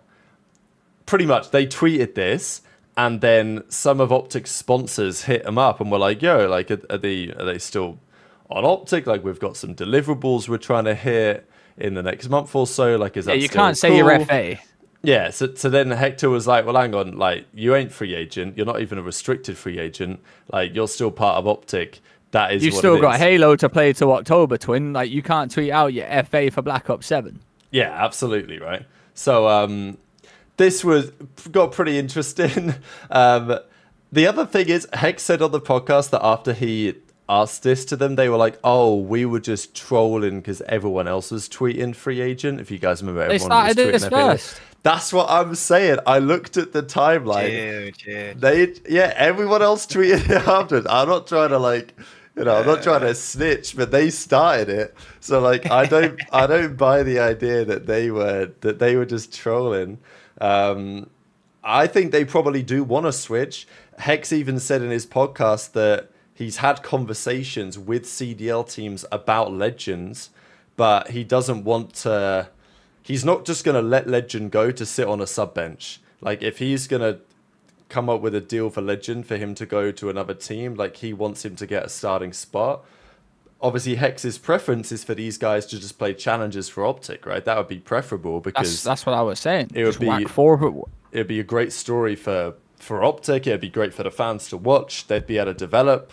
And I could see that for Bound and Renegade possibly. I think Legend might end up getting an offer that he wants to go and take.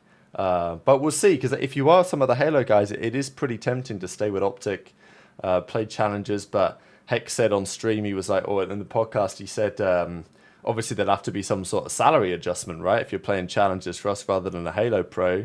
So that's something to think about as well. Anyway, that's the update on the Halo players, Trey. What are your initial thoughts? Well, listen, Halo's going. Let's be real. They had that announcement basically saying they're not being supported by been a HCS nice run. anymore. So, yeah, you guys have had a good run. I think it's kind of crazy that they've got so much talent that still plays for a crazy, like, everyone says Halo's a dead game. Now the competitive aspect's gone from it.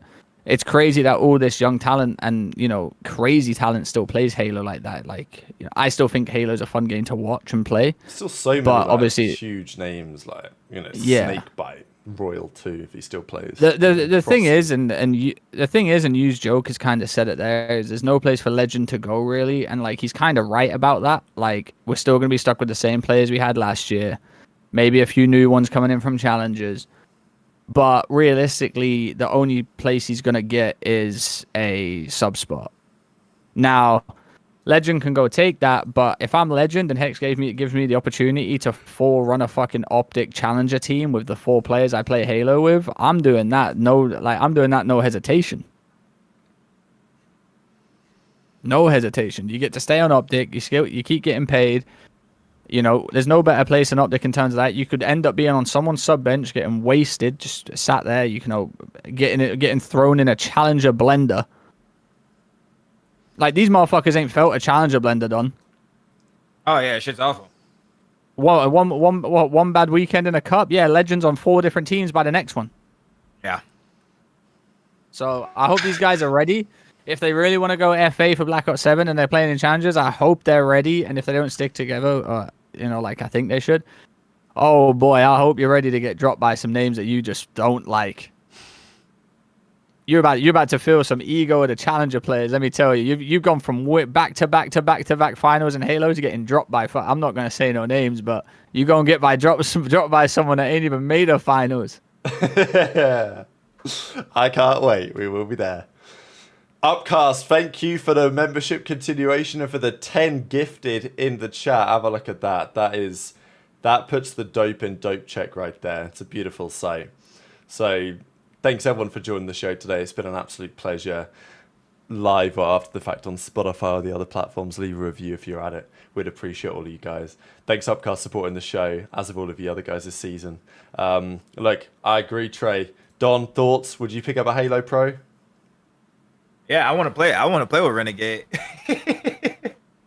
So I mean, I think Legend. I mean, he's played COD. Like he beat Illy in a 1-on-1. Like he looks kind of low key. Like he might be one of them fucking special gamers that's just gross at everything. So I mean, realistically, I do think he can get on a team just because I heard. Is this public knowledge like Space Station or no? Mm-hmm. Yeah. Okay, I was making sure I don't leak nothing. But like he is Space Station's like kook, basically. Like how Envy had Hastro or Hastro had fucking Tyler. He's the same thing for them. So like if they bought a spot, I feel like they would 100% pay him. Like pay him good and like make it worthwhile for him to take that offer. I mean, if they don't get the spot, I still think he could get money or join like. I just feel like he could be an interesting piece, honestly. I do think he could be like that next, I don't know. You don't want to gas it too hard, you know what I'm saying? But like that next Shotzi type player, you know? I do think he's good. I do think Renegade is fucking gross. Bound, I don't really know much about Bound. I don't really know much about, I didn't watch Halo Infinite. I watched a lot of Halo 5, like a shit ton of Halo 5 and played a lot of Halo 5. But so I know Renegade, like I know he's just fucking gross. Like him and Shotzi were like they were the fucking superstars on the team. But I know Renegade's also gross and like he's kind of underrated in these talks. But yeah, I think some of these Halo people will be good. I know Collect. Shout out to Collect. Collect is good too. Some of them will be good. It's just like when they first came, right? Because I seen a debate the other day, or not the other day, a few weeks ago. But shout out to Snipe Down. Snipe Down was good at COD. You know what I'm saying? I mean, he ran a fucking Remington. It's not saying that's the most impossible throw. He ran a fucking Remington on Octane Domination and was just ironing shit. But he was good at Snipe Down. Was good at COD. I know he didn't like officially make it to go pro, but like there was all of them played. Like all of them played Ghost, and like some of them, Formal was obviously by far the best one. Enable ended up being fucking gross. Enable was godlike at Advanced Warfare and winning multiple championships. Snipe Down, I think Snipe Down would have went pro if he didn't just chalk it right away. He probably would have went pro the next year. I mean, he was on like the best AM team with like Lamar, Diabolic, Cinder. Like he was with people that were going pro, and he wasn't the worst player on his team. So like it will be the same. I mean, if you've been in the scene, like you've already seen this before, right? Like there's gonna be a couple of people that switch, and they're gonna be good. But there's gonna be the rest. They're not gonna be. They're just not fucking 35 Halo players are gonna come through and beat all of them good. But probably about like 4 or 5 in that range. Like some of them are gonna be elite. So you just gotta kind of get lucky and predict which ones are gonna be the right ones to play with. You know what I'm saying? It's definitely. I think random. It's a good strat though, Don. Like for your channel, you know, for coming back to competing. I think you're better off playing with like I would like to play guys. with. Yeah, because it's gonna be they're gonna be professionals. They know how to get that's one of the most important things, right? Obviously, you need natural talent. You need natural talent. You need passion. You need, you need those, but you also need to know how to get better. Because if you know how to get better and you know how to learn a game from ground zero, you know how to just constantly improve. Even if like those Halo people, they've obviously played Halo for 15 years, but they still get on every day and practice and still know how to get better. That is a very, very important trait. And I think most of these Halo people have that. They obviously know how to get better. So that's, to me, that is a very important thing. And especially in challengers where 95% of the challengers play with no teamwork. They don't know. The Halo pros will have an advantage over normal COD challengers in terms of knowing how to be a team, knowing how to play for the win, knowing how to get better. They're not going to have an advantage over the COD challengers in terms of Call of Duty, right? And knowing like you know what I'm saying? The everyday little shit that you get from playing, but they'll have an advantage of playing they'll have an advantage over them of just like what it takes to win and what it takes to make it. If they make it, if they're good enough to make it, they'll make it. If not, then obviously but I do think some of them you like the Halo are kids? gonna make it. What'd you say? I said you're a fan of the Halo players. Do you play with them if you were coming back? Fuck yeah, I'm playing with anyone that's good. Listen, like Don said, the Halo players. Sorry about that, by the way. I was literally in a trance staring at some information. Listen, like Don said, like we're running out of talent in Call of Duty, in my opinion. Like especially in the challenges region, we're not got so much in there. There are talent in there. Not going to do an envoy and say there's no talent in there and everyone's ass. There is talent, but we are running out of it. Guess who some of the most talented players in the world are in the CDL? Halo players.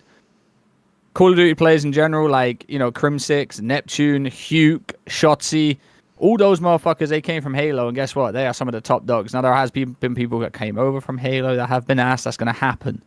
That's always going to happen. Not every Halo player is going to come over and be the dogs danglies. It's not going to happen.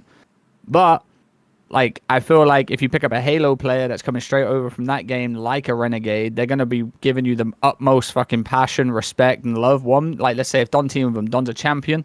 In his own regard, he's top 4 highest kills in Call of Duty history or some shit like that. Shout out my boy Don, he was a dog.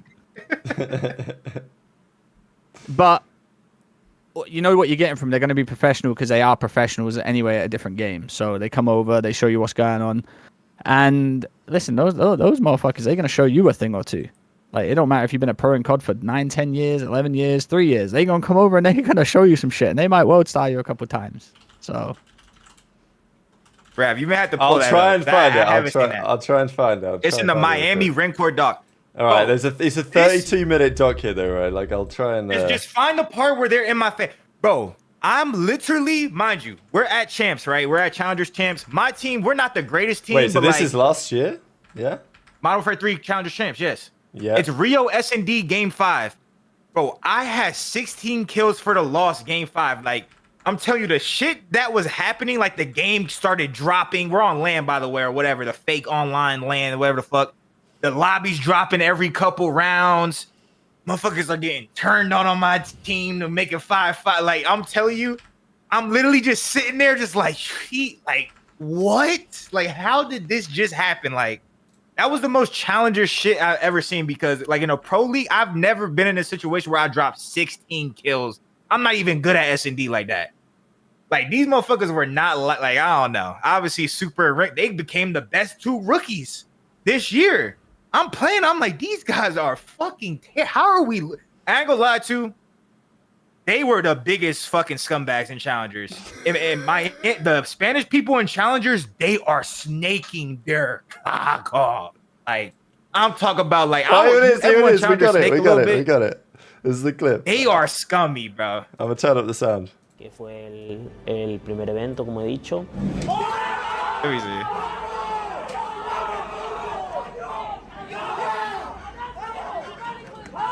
Look at me. Bro, they did it to their own boy. You're a team with Eric Boom. They roasted their own dog. Bro, you were mind blown.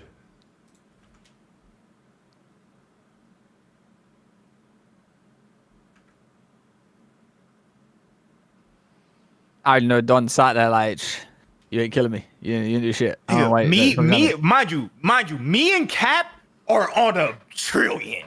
We're on a billion, zillion, trillion. Like, I'm sitting there, bro. I've never dropped that many kills at S&D for a loss. Like, I have 16 kill game 5. Like, me and Cap is just throwing them to me.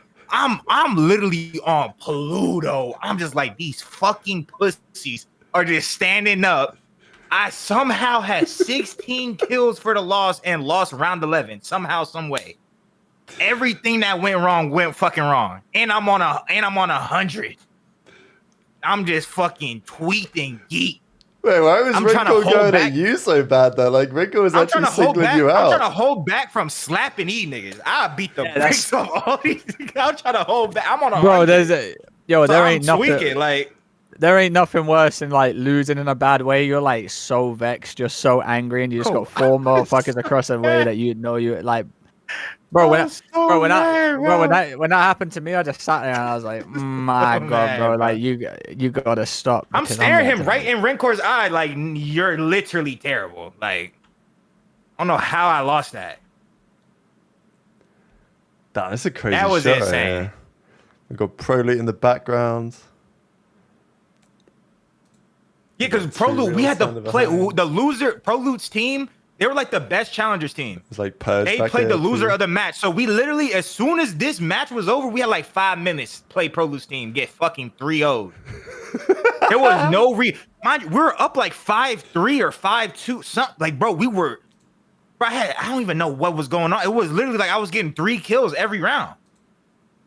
Then we just started getting turned like, bro, there was one round where we literally got turned on. Like it was just insane. Like it was actually like some challengers. Like this is the type of shit like people come up to you and they talk about it and you're like, bro, this shit is just not real.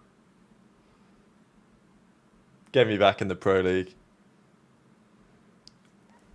Damn, were you talking shit to RenKoR before this? Like, why was he going at you so hard? No, I don't know. These motherfuckers just be That's just how. To be fair, that's just challengers. Challengers, everyone just. It's just like it's a part of challengers. Like everyone's just yapping. Like I don't even know what the fuck they're saying. Like they're just yapping, and I'm just pissed because I'm just like, how in the fuck did we lose? Like, it literally made no sense how we lost that game. Literally no sense. And they're snaking their ass off. And like, they're just, I don't know. I feel like they were scummy in challengers. I don't blame them though, because challengers is scummy. You never know what people are gonna do in challengers, so I don't blame them for being scummy. But they were fucking scummy as hell. Like all GA stair glitch, like they're doing everything they could to like fucking compete. What do you think about Spanish CoD, Trey?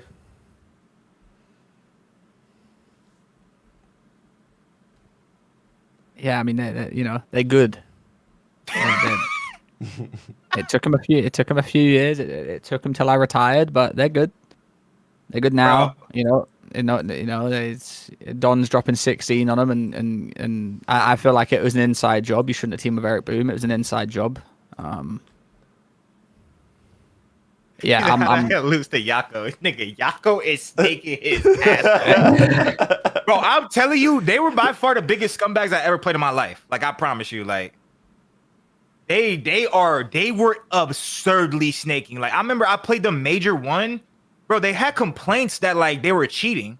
First of all, they had complaints that, like, people were standing behind them and putting up hand signals. Like, I'm not making this shit up. People had complaints that they were cheating. Major 1, Yuli is 10-40, but I can't even be mad that my teammate Yuli is 10-40 because they're literally snake. They're on Karachi. Literally in the P1, they are on boom, boom, they up and down, boom, boom, boom. Like, damn. I mean, biggest scumbags I ever played, by far. I ain't gonna lie, by far. What I'm saying is that the shit talk's got worse. Now we just throw up middle fingers. It's like their mum and dad have gone to work and they've got free reign to swear. That's how people shit talk these days. It's just stand up, throw up 2 middle fingers like they're Eminem. We need something else. We need something back.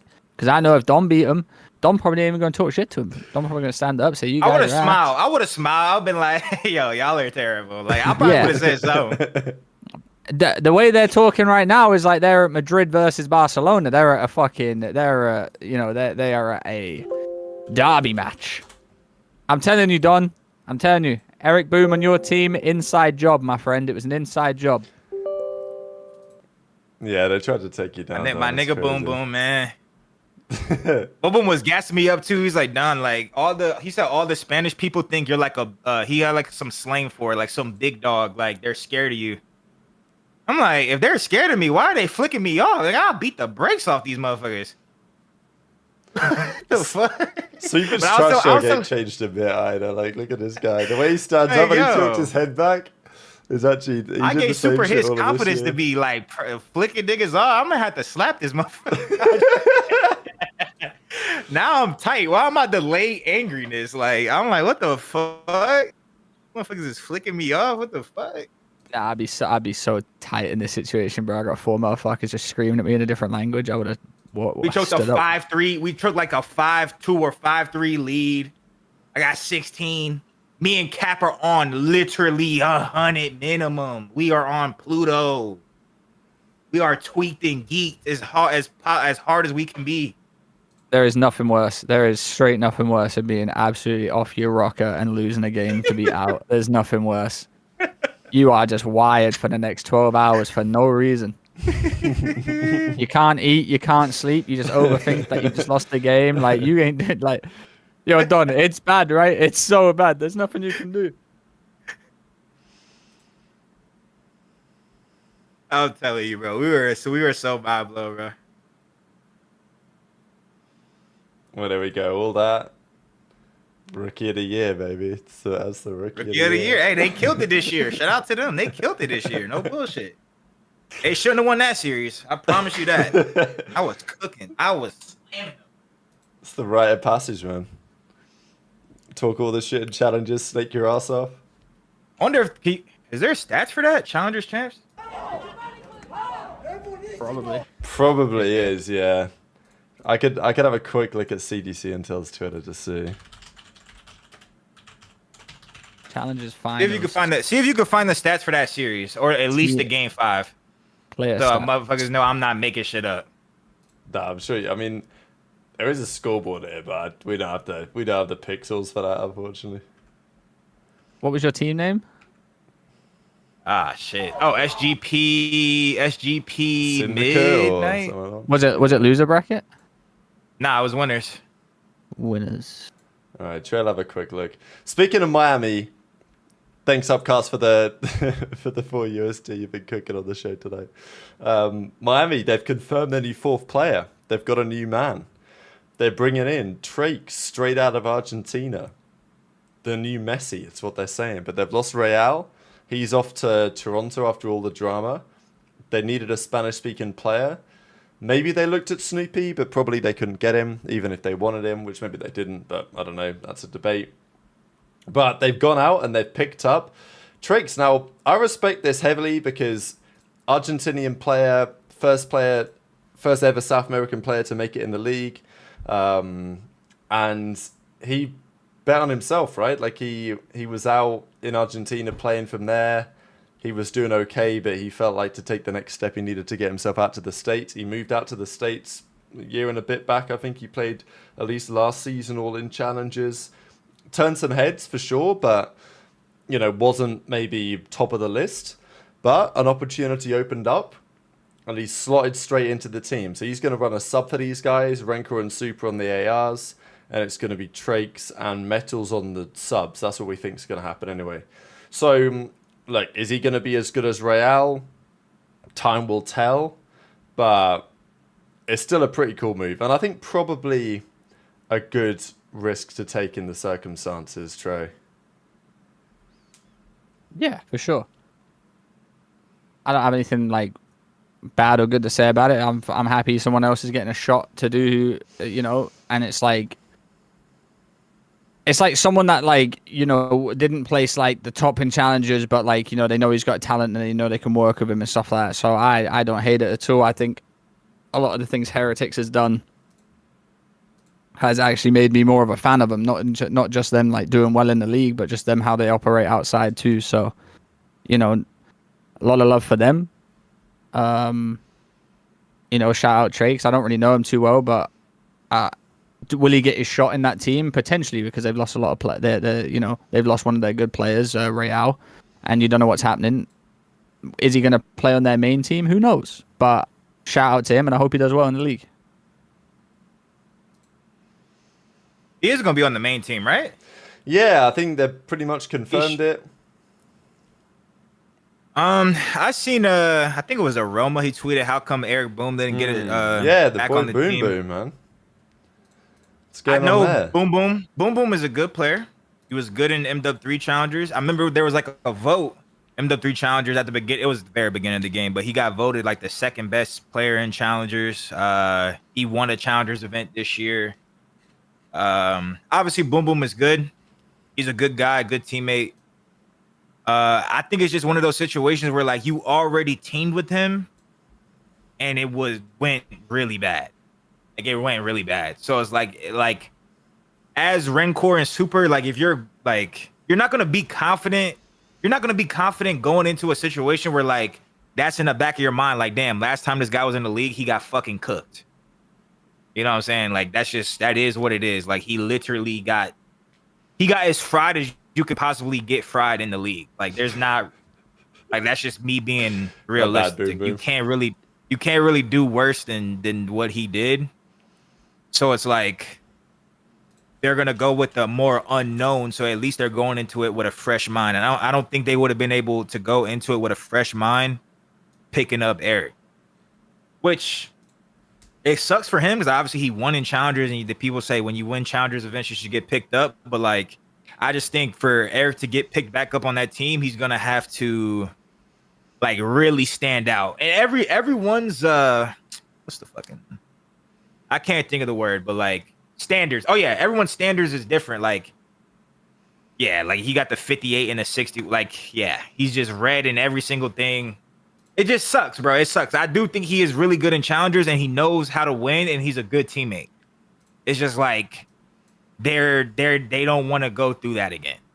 Like he's gonna have to be in challengers and really dominate. Like you would say on his team that Afro is the one that stood out more. You know what I'm saying? Like I just feel like in his situation, he's gonna have to really drop like hella numbers while winning, maybe, or just hella numbers, period, in challengers for them to like get over his stint in the league.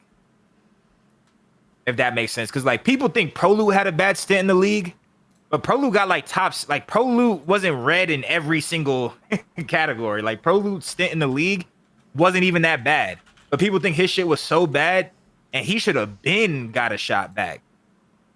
Like Eric Boom, like respectfully, Boom Boom's like stint in the league was legit, like really, really, really bad. It's just like Exceed as well. Like he's not got the same rep as Exceed, but like it's like once you have that bad of a stint, people just look at you like so much differently, you know? I just feel like it sucks for him, but if I was Miami, I probably would have went with Trakes too, just because it's unknown, bro. Like, and he was at the World Cup. He was playing well. Like, this kid might be something. Yeah, I couldn't find your stats for the thing you done. It does come up that you only went like 4 and 3. Oh yeah, because the game kept restarting. Yeah. Oh, of course. It does show. It does show that you did get 6-5. I believe you don't. Telling you, 16. I promise you. It did show that he did get 6-5, so I do believe, that is the match. It was insane. Yeah, I think it worked out well for Trakes in the sense that, like, for Eric Boom, there's some players who you want to get back in. You think, okay, well, maybe it's going to be an advantage to have, let's say, like, be a Spanish speaker, right? Because then you get the opportunity on that team. But then the issue is that if you don't get the opportunity, then you're kind of cooked for other teams. But for Trakes, it worked out. It worked out pretty well. He doesn't have any player cards yet, so unfortunately, there's no Trakes player cards. But yeah, these are some of his numbers at Challengers Champs this year. So, good player, talented player. At the World Cup, I think he played against Eric, and he had like 100 kills in a series or some shit. Did he go to the World Cup? I swear that was. Did he go this year? Trakes, he didn't make the World Cup. I don't know. Some shit. I seen some screenshot because like under Aroma was like, how did Eric Boom not get picked up? And then someone literally posted a screenshot of Trakes playing against Eric Boom. I don't know if it was at the World Cup or Challengers Champs, but interesting. This one, yeah. He literally posted like that was his response, like this is why Trakes got picked up, and it was him fucking dropping like 100 kills in a series. It was a Challengers Champs. Yeah, they beat. Okay, it was at Challengers Champs, and that's not me then. Yeah, I think this was it. Yeah, he dropped to 1.36. So. Yeah, that. I mean, what are we talking about? Yeah. Yeah, but there we go. So, Look, that's why he's got picked up. Wish him the best.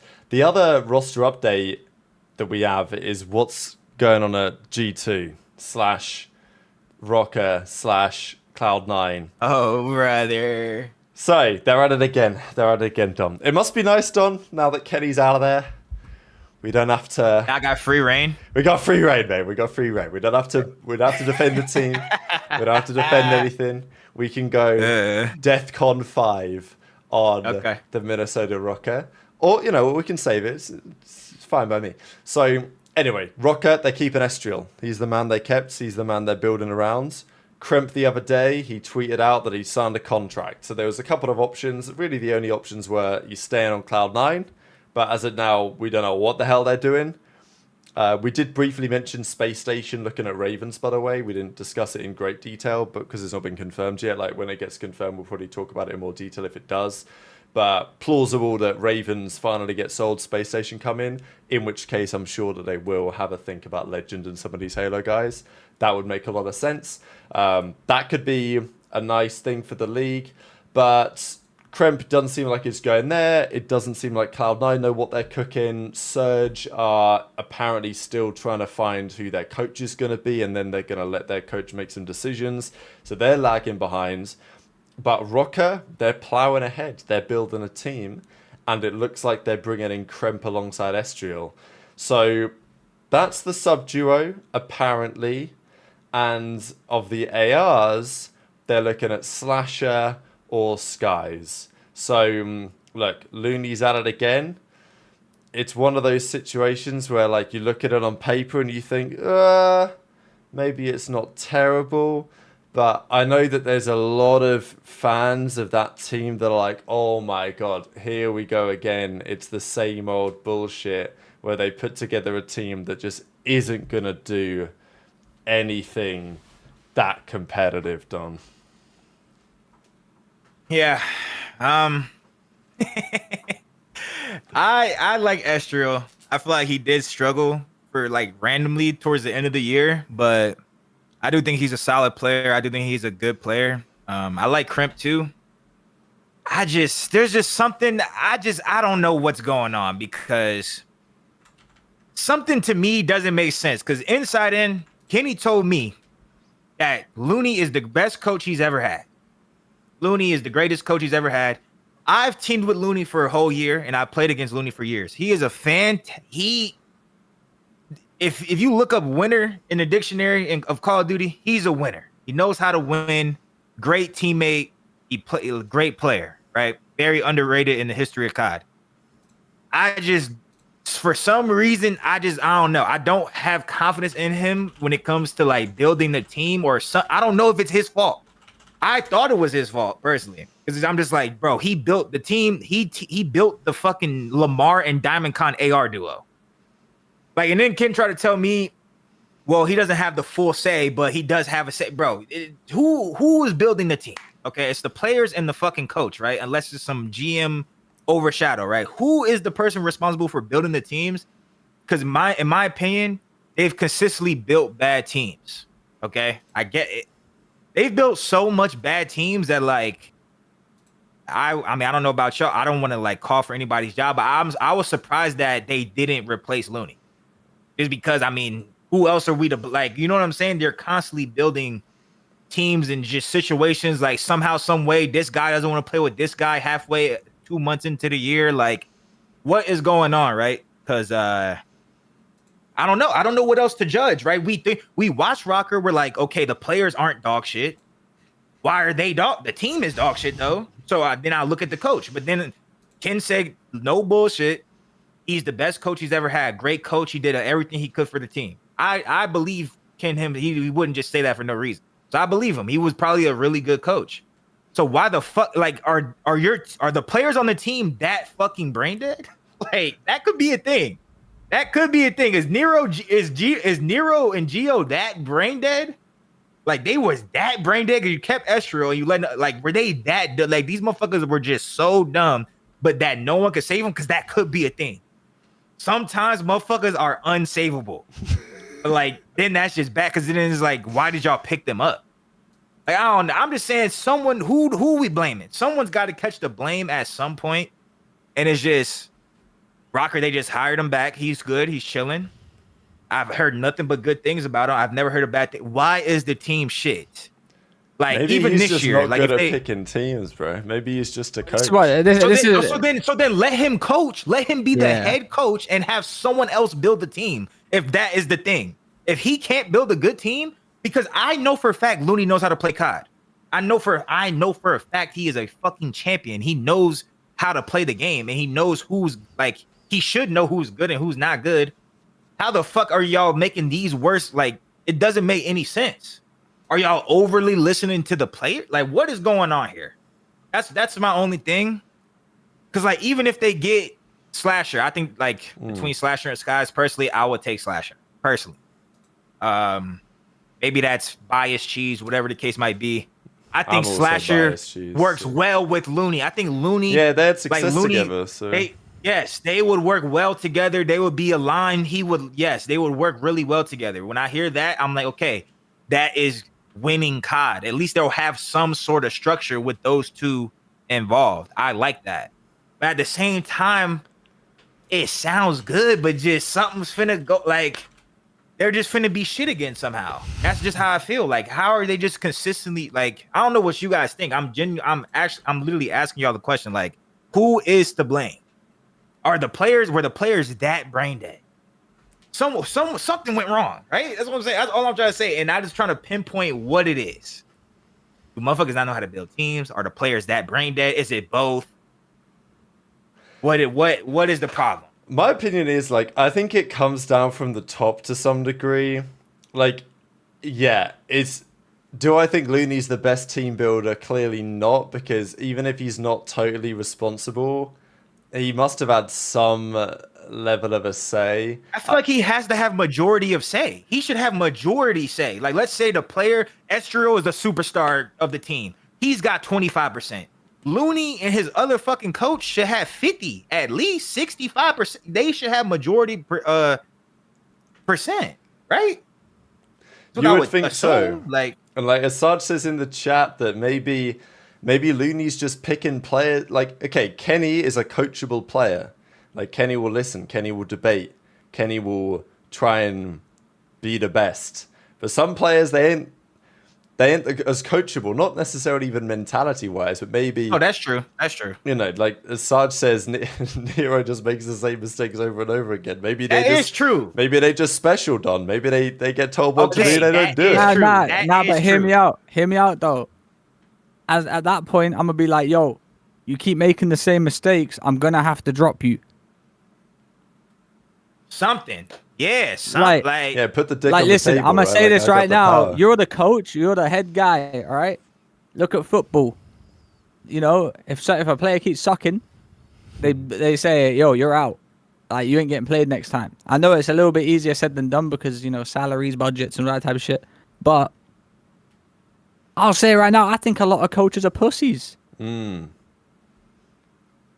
I think they don't want to lose their jobs because obviously if the players don't like the coach, guess what? All the players can go to the team and be like, yo, we don't fuck with the coach.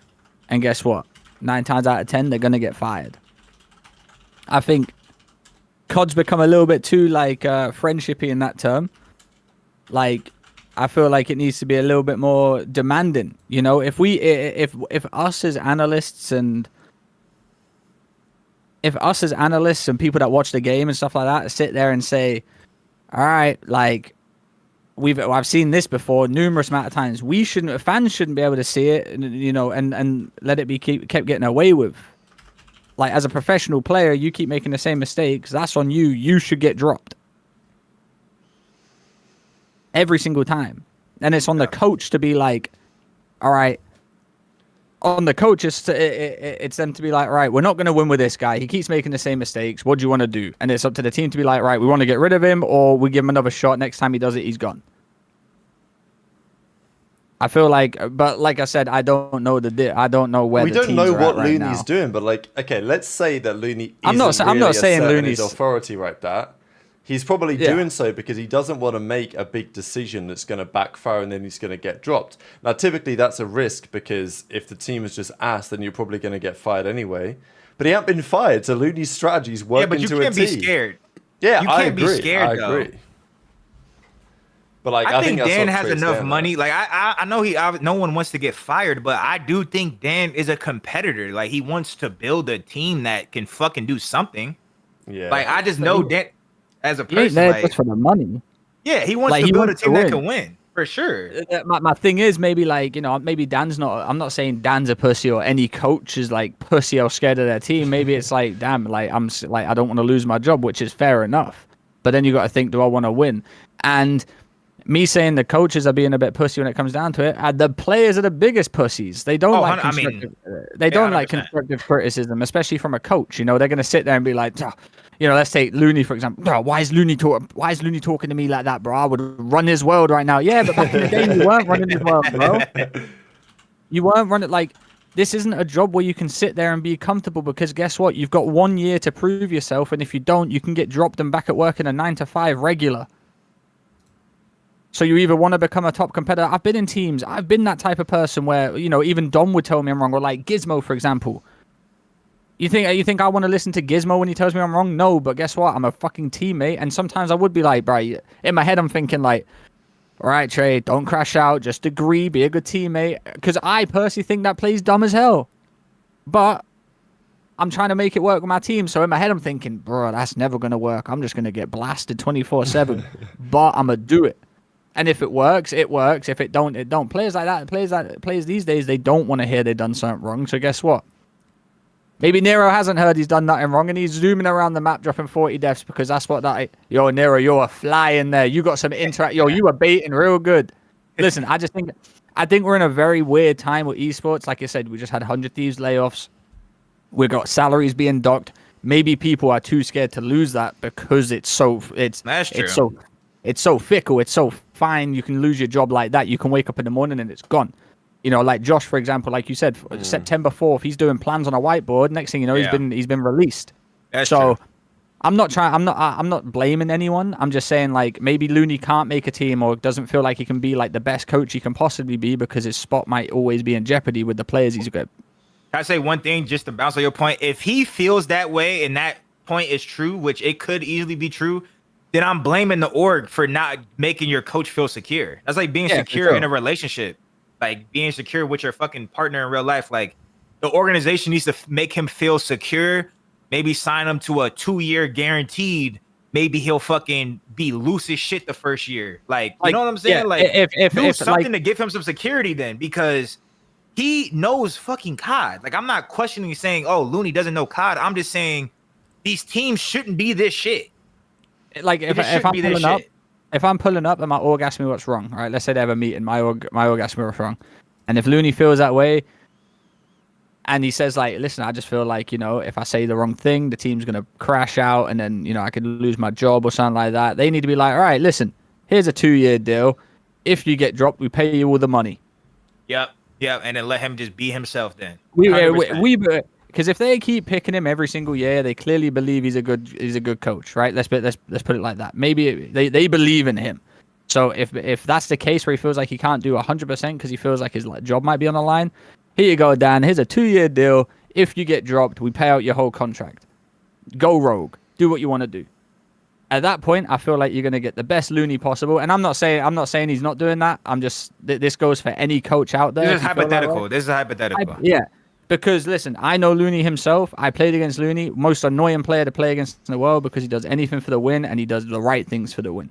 How can he not push that to more talented players that he might think, you know, Nero, for example, start of the year, every single year, 40 bomb minimum. He's a great player. Then he just dwindles off and, you know, he don't look too good. Start of this year, Estriel. I think Estriel is a phenomenal player. How can Looney, a winner, not put that in their brains? And then I'm not saying they're going to win every event, but they have to. They didn't make champs. Again, they should, like a team like that. I'm not saying it's like full of that caliber, but like that's 4 players that can shoot straight. All they need to do is learn how to play the game properly. Guess who you got there? Looney, a fucking proven winner. Now, if that's the case, and he feels like, if he feels like he shouts at Nero and he's like, "Fuck, like shit, I'm losing," like I said, that's one way to do it. If an org believes in a coach as much as they are with Looney, maybe Looney's just accepting the salaries that they're giving him and they're happy with that. But all I'm saying is they clearly believe in him, and I feel like a lot of players, a lot of teams don't say what's actually on their mind because they don't want to lose a job or anything like that, which is understandable. I'm not asking you to lose your job. That's understandable. I get it. You know, it's just. I feel like a lot of teams should be better than they are, and I feel like there's a lot of things holding them back, and maybe that's just one of them. I think there's a lot to be said about the way that they're operating from top to bottom, because I think, as you say, the issues here do come from the top. It's clearly not an individual's fault precisely, because if it was just all on Looney, then they would have got rid of him, right? But clearly they see there's value there. The question is, for teams like Cloud9, teams like G2, we know how important the World Cup is to these teams. They're partnered teams with the World Cup. They turn up out there. They get money for doing so. That's like a big part of their protocol. So, you know, they're looking at the balance sheet, right? And they're thinking, well, if we spend more on better players, then that puts us here. Maybe the numbers don't balance as well, but we still want to stay in the league because we want to make sure that we have the CoD team for the partnership. Like, that's a big thing for these esports orgs now, right? They want to be in as many esports as possible, because for the World Cup, then they enter more things, they get more points for the different things, they get more prize money because they finish higher, right? So, like, for some of these orgs, the priority is not necessarily having a great team. It's about just having a respectable CoD team that churns over and doesn't lose much money. And if I'm Looney, I'm hella frustrated about that, because I want to try and form a winning team. But if I'm going to do so, it's going to have to be Moneyball, right? Like, I'm going to have to do so with scraps probably. And look, maybe what he's trying to cook up this year could be a good idea. I'm not opposed to bringing people who are like, oh, Slasher slow, so washed up and all this. And like, yeah, was Slasher great at the end of last season? No. But did he start last season well? Like, was the team top 3, top 4 for a time at the start of last game? Yeah. So I still think Slasher's got some gas left in the tank, personally. I think he could work well with Looney, as you say, from like a coach AR relationship. And if you need like a veteran leader, there's not many going, right? There's not many left.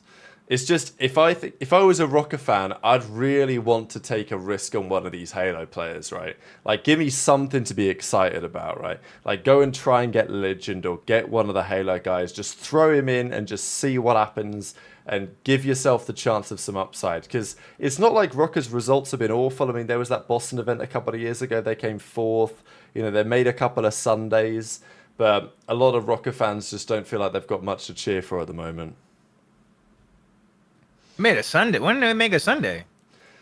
I mean, like I don't 3 years think it was ago? last year. Oh, what? I think it was 2024 Boston. So like the Modern no, Warfare last 2. year they did. First event. Yeah, First first with event. Awakening. Was Awakening on the team and Vivid? Yeah, it might have been. That's yeah, the Reese yeah. Vivid cheese. Reese Vivid got them the Sunday, bro. It's the Reese Vivid. Reese event Vivid cheese. guaranteed a Sunday at least, bro. Shout out Reese Vivid, bro. He guaranteed a little Sunday. Yeah, he always throws For one in there sure. for the one time. It's gonna bring up Rokkr's results. Boy, real Reese quick. Vivid guaranteed a Sunday, bro. Yeah, they came. Okay, so this year they came. I mean, yeah, it was pretty ugly. This year was ugly. Last year they came 4th at the first major. Accuracy, Like, Vivid, but- Awakening, and Lins. The Like, results even are like pretty now ugly, that I'm though. thinking about some shit, like, bro, that first Rokkr team, I was scrimming them at Melford 3, and Lamar was running a smoke in Terminal S&D. Like, what the fuck? Like, that's just some brain dead ass shit. Lamar, why is Lamar running a smoke in Terminal S&D? Like, someone else should have the smoke. Then fucking the last Rokkr team, is Geo their main AR? Was he their main AR? He's fucking has a sub on what's the map with like the fucking little, what's that fucking map? I forgot the name of the fucking Most Black Ops recent 6 game? map, but he's running through like the little white hallway with a sub, round 11. Like, there's just certain shit, and apparently he called that play though. So I was like, why does Geo, like, certain shit they do in game, it just don't make sense either. Like, why the fuck did Geo bang the fucking door? What is that map called, chat? The map where fucking Shotzi was getting all the pieces in Hardpoint. They just added it as a Hardpoint map at the end of the game. You know what I'm talking Wow, about? I'm tripping, man. Black There's Ops like a 6 is fucking actually roof. just There's like a roof you breaking can my hop head. on top of, and the hill is like a square. Like a look. But I'm insanely What the fuck? faded. The chat's gonna know this. They literally just added it, bro, at the end, but it was a map at the beginning. Oh, I think Let I me know go what you're look. saying. Yeah, all good. God damn it, shit. Oh, they brought it Where was back in. the hill? Rewind, you're saying? They brought it back in? Yeah, rewind. Yeah. Yeah, we're hitting the white little hallway on rewind round that makes 11 with a sense. sub, and we're the main AR. Yeah, actually, I remember that now. I remember that now. You know what I'm talking about? Yeah, Yeah, like I couldn't remember the Yeah. name of the map, but I'm like, bro, Yeah. I know for a fact that play was so fucking faded. Apparently, he Bang! called that play, so that. Yeah. Torch Gaming with the 50 USD. Thank you for the super chat. I honestly don't know why some of these teams don't take a chance and put together all rookie team with a good coach and roll the dice. To me, that is better than the same old recycle players over and over. Yeah, I think look, Parasite made this take. I would be excited to see if a Surge did this and just picked up the full Omit team, just picked up like Vivid, Mac, Craze, and Mamba and just run with it. Like, I think we kind of saw LAG do it in Modern Warfare 3, but it wasn't quite the same, whereas this is like an actual winning team that knocked FaZe out of the World Cup, like put them in there with a better coach maybe, they can make a run. It'd be exciting. I do still think there's value in putting younger, like, let's say players that maybe need a bit more discipline and winning CoD in there with more veteran players, but sometimes it works, sometimes it doesn't. Also, the veterans have to be on board with, they've got to have some patience. The players that they're bringing in have to be moldable and not just think, this old guy is washed up, he don't know what he's talking about. Like, so I think it's interesting, right? Like, if you pick up a team of just not unproven, but if you pick up a full challengers team or just like an all rookie team, you're probably going to have a couple of pieces in there that end up being pretty good, but you probably are going to have to make a couple of changes if you want to make that a winning team. It's kind of like what happened with, remember when E United came on the scene? They played, they were like the Gosu crew or something. They played with, did they play with Cold Chan or was it somebody else? No, I think it was someone else. But it was like Silly, Arcetes, Pristini, and they played with a fourth, and then they dropped in for Gunless, and then they became like godlike at the next event, right? So Yeah. they were. So it's an option. Like if you pick up a team, but you've got to. It's like the Falcons situation, right? You pick up the full Saudi team, you know that at some point 3 of them are going to get dropped. You're just looking for the one that you're going to keep. And I think if you do pick up a full team of rookies, you're going to have to accept that you're probably going to... It was Arcetes, Prestini, Gunless, Drama. Drama, that was it. Oh, Drama. I remember him. Yeah, they dropped Drama for Silly, of course. Yeah. You're like a 0.5, bro. He threw up the supreme horseshit. Nah, Silly was never on her. Not on the Gosu crew, right? But then they became. Oh, United. you mean United? Yeah. They dropped Drama and then they went to United. Bro, they went from Arcetes, Prestini, Gunless, Drama to Fox, Godlike, Lyric, Nelson, and then they dropped Nelson for Twiz. Oh, they were in hell. Wow. Absolutely amazing times.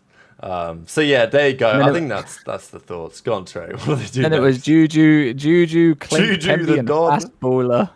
Oh yes, Fastball has been in the news as well lately, but Yeah, we stay away from those newses. we stay away from those newses. Yeah, we do.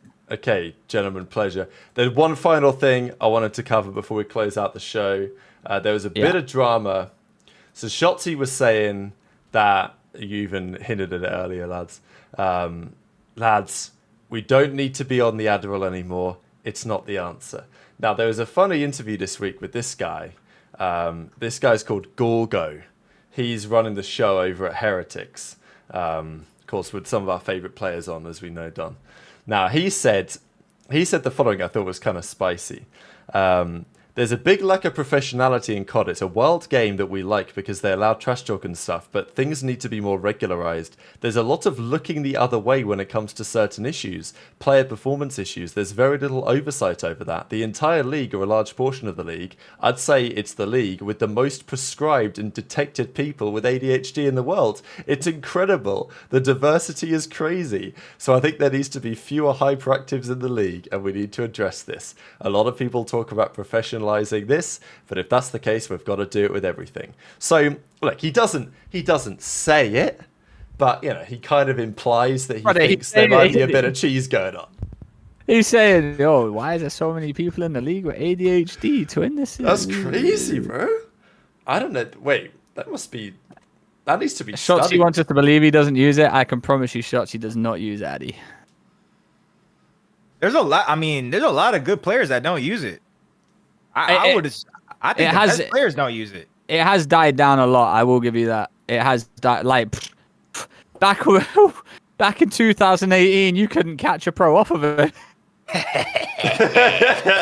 Don't always that laugh. Honestly, I'm not gonna lie. Since the CDLs came in, it's definitely died down a lot more. Before the CDL, though. Yeah, because now you need a script to get it at least. I never got a script, so all my CDL, Vanguard. All my CDL or like that was on land, I never took it.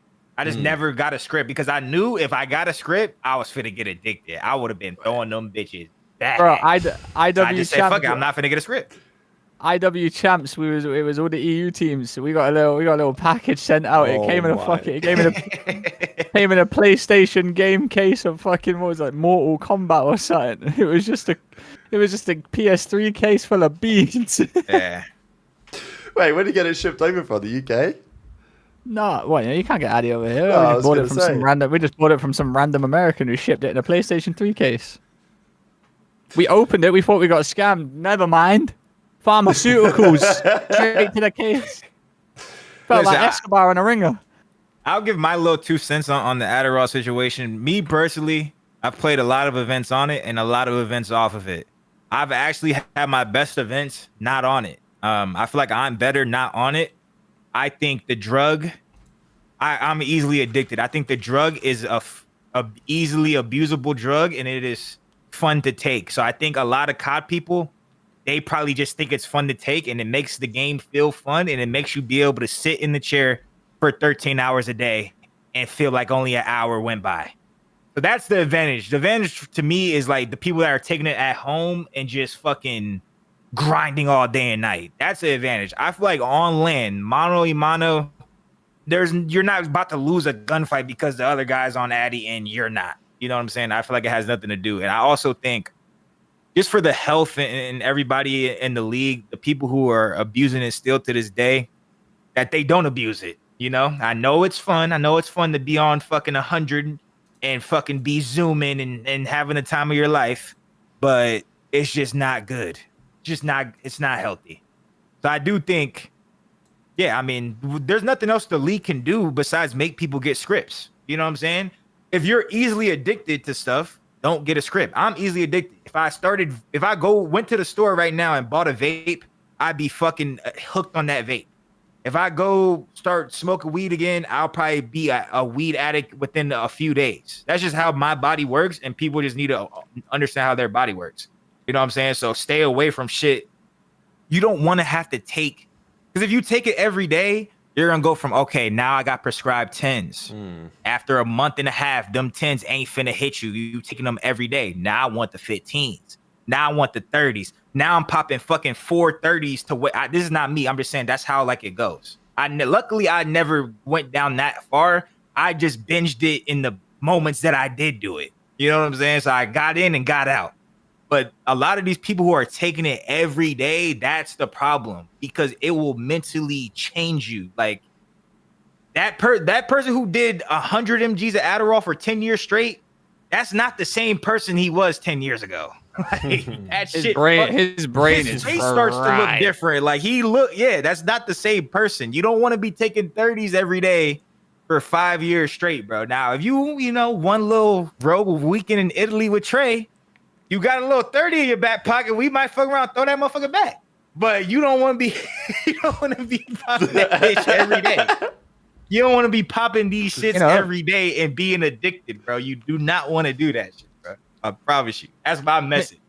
I mean, I'll touch on Don's point. I took Adderall all through Black Ops 3. First year came in, you know, it was the thing. Everyone was like, damn, you need it. Shit, you ain't on Addy, you ain't winning gunfights. So I was like, oh shit, fuck it, we'll back him. You know, I used to, you know, started off, you know, with the regulars. You know, you lose a series, like, I'm not locked in enough. Fuck another one in there. I'm telling you, man. Yeah, that's how it was, though. You go 2-0 down, you pop another one.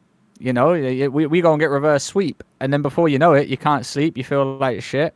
I stopped taking them in IW. And that's when I had one of my best years. Like Don said, when he stopped taking it, you know, that was probably one of the best times. IW comes around, I'll tell my team I'm not taking Addy. They say, cool, I have one of my best years. I'm just chewing gum and Pepsi Max, baby. That's what I was running. Yeah, I mean, I used to take it a lot. Definitely, you know, even smoking, drinking, and all that type of stuff. Now I don't really do. You know, I'll have a little rogue one with the boys on a dope check, a little buzzball here and there, maybe a couple shots. But I don't drink at home, drink at special occasions. I don't take drugs no more. You know, I know Don said about me, you know, with my mojito and cocaine in Italy. You know, on the one occasion it might, you know, you can do stuff like that, but you know, on a real, stay away from the drugs. You know, Addy's one of those ones that creeps up on you because you don't feel like it affects you, and then, you know, like Don says, few years down the line, few months down the line, you're just fucked. Like, you're actually fucked. I've seen people change. I've seen people mentally change when they've been on it. And, you know, I've seen them get off of it. And they, you know, it's sometimes hard to even get back to what you were before. So, you know, if you guys are on it, anyone in the chat or any pros that listen to this, and you're just taking it for funsies on an off day, just stop. You don't. There's no fun in it. It's literally one compound of meth. And I don't see you shot in that. So just stop. It ain't worth it, bro. You're gamers. Have fun. Good message from the gentleman today. That's cool. I mean, if you guys had to guess, I'll say one last message. Go on, Don. If you're building some furniture, and when I was building that couch and that little entertainment stand had a little 10XR, I was having a blast, nigga. I was screwing shit for like 2 hours straight with no dope loss. I'm sitting there. You need any help? Nah, straight. I'm just sitting here screwing this goddamn screw in for the 30th motherfucking screw in my little cabinet I just made. I would lock. See, shit like that, you listen, that's why this shit is addicting. Y'all gotta understand, there's some good shit out here in the world. Since it's good, that means you gotta stay away. You know what I'm saying? You gotta stay away. I'm sitting here having a time of my life screwing in nails. I'm sitting here off the tent, just a pee-wee baby tent. What was the point of our convo? What was the point of our message? No, but I'm just saying. No, but I'm just saying. We Like, tried. I'm just saying. No, I'm just saying. No, if you want to vibe, if you want to vibe, you know, once, twice a year, you know what I'm saying? Little speed bump twice a year. You know what I'm saying? You need to build a furniture. You need to clean the crib up. Yeah, but Don, that's when they start feeling like, damn, that was fucking good. I just built furniture in like 2 hours. But you gotta understand that shit was hitting. But you gotta keep it to make. Think about it. Look, why did the 10 hit so crazy? Because I haven't taken it in goddamn 9 months to a year. So the 10 feel like 100. If you start taking it every day, the 10 finna feel like 0. You finna pop the 10 just to walk and take your dog for a walk. The 10 feel like 100 the other day when I built the sofa. No bullshit. I'm Bob the fucking Builder. I'm just saying, bro. I'm ruining the whole message. I just had to be honest, though. We had a great message. Sums up the whole show right there. Yeah, we literally. It's like someone trying to quit smoking. You know, they're like a two months in. You know, you're trying to tell them to stop smoking. Yeah, you should stop smoking, bro. That shit bad for you. You know what I'm saying? Yeah, that nicotine be hitting though, Trey. Hey, listen, I don't know. Oh, you quit smoking 2 months? Yeah, I'm trying. Nah, you know, yeah, it's fucking hitting though. Yo, you know what hits with alcohol? Yeah. Yo, you should hit one too. Bro, I just had to be honest, bro. That shit, hey, Beautiful work. I mean, That I shit can't is lie. useless, man. You know, listen, if we're telling stories, it was about, a year and a half ago. It was a little bit, I wasn't competing or anything like that. It was a night out with the boys. I woke up feeling a bit lethargic. I might have popped a 30 for the night. I might have. I might have. Who's gonna stop me? Because guess what? I was awake all night, and let me tell you, I felt great. You felt fantastic. I know you felt fantastic. I felt great. See, it seems we're opening up here. Seems we're opening up. I done it. All right, I done it. I ain't done it since though. I ain't done it since. I stopped smoking too. I won't do that. But I did pop a bean a year and a half ago. I'll admit it. I did it. Felt good though. I was the last one standing. Well, gentlemen, that was a pleasure. If you had to guess right now, percentage of the league that are on it, back in 2018 75. compared to now, what do you think? I think it's still, Compared to what it used to be. 95 to... And listen, the 95% is for people that weren't going to pay the extra... Because listen, when you're from the who UK... counts though? Who counts though? Is it you've taken it once in your life, like you've tried it, or you're taking it all the time? Like who? No, the people who are like using it in most of their games. Like most of the games, I would still say 75%. So I would say probably 95 have tried it. The problem is that once motherfuckers try it, you don't know when they stop taking. You know what I'm saying? Because like people like to lie. Like because people never wanted to get the rep. Like damn, he's an Addy head. Like Tyler Fellow always had a rep of that. Like damn, he's an Addy. Like he didn't like that. He didn't want to be labeled as. You know what I'm saying? Which I agree. But you don't want to be labeled as that. Listen, that's cool and all, but don't. When I ask you, yo, did you pop something? You go no. When I catch you in the bathroom, just what? Yeah, you. I thought you weren't on it. You liar. Everyone was lying. Everybody was lying about that shit. I used to say, you want it? Nah. Pete ran the corner. Yeah. They was popping. But when they asked me, I'm like, hell yeah, I'm on it, bro. And they're like, oh, there's no way, Trey. Surely not. Nah, bro. What you take bro, it? Nah, bro. What? Nah, you ain't. See, that could never be me. Real competitor, dog. Fucking sneaky bastards, man. I feel like I could name a good amount of people that I know are not on it, and they're really fucking good. But I think they've taken it at some point. Listen, in my opinion, I think everyone's taken it. That's been a pro at some point. At least like 95% have taken it. Fact. Just to try it. Some people probably are so against it. Like it could even be a religion or something like that they're so against taking something like that, which is, by all means, like I respect that so much because listen, if I could go back and never take it, I would have. But yeah, like I think majority of players in the league, like Don said, 95%, even like 98%, they've definitely tried it once. Do I think they're on it 24/7? No, I don't. I think some of them are. I think like 50%. I think like 40% of the league is probably on that bitch all the time, at least. Probably. But like, bro, as a player, this is the last thing I'll say to you. We've been talking about this a while. Like, bro, I'm 15 years old, right? I've never taken a drug. Well, I smoked some weed when I was 14, but I'm 15 years old, right? I'm going against Optic in the Optic Dynasty in the finals. Everyone's telling me like, bro, you're not on it. Like, you're not. I'm like, bro, I'm 50. Like, what the fuck? I don't even know what this shit is. Like, no, none of my team. Slasher didn't take it. Kyler didn't take. No one on my team took it. But Nicky D was on that motherfucker for sure. But he wouldn't let me take it. Nicky D was like a grown man, so he wouldn't set me up. You know what I'm saying? He wasn't finna set me up. So no, we was not on that shit. But everyone's like, oh, you're not on that shit? And you're in grand finals versus Optic? Like, imagine if you were on that shit. Like, bro, that's what people used to say, though. That's how they get you. I'm like, crazy, wait, so you're telling me I'm that much outmatched? Like, I'm that outmatched because the Optic Dynasty are fucking speeding? But then once you take it, you realize, nigga, they was just tweaking and geeking because they was not Optic Dynasty, but the people who was telling me like, bro, no way you're not on it. Like, you're at such a disadvantage. Like, you're at a disadvantage. So then I try it and it's cool. But like, then I start playing. I'm like, I'm not killing anyone any faster.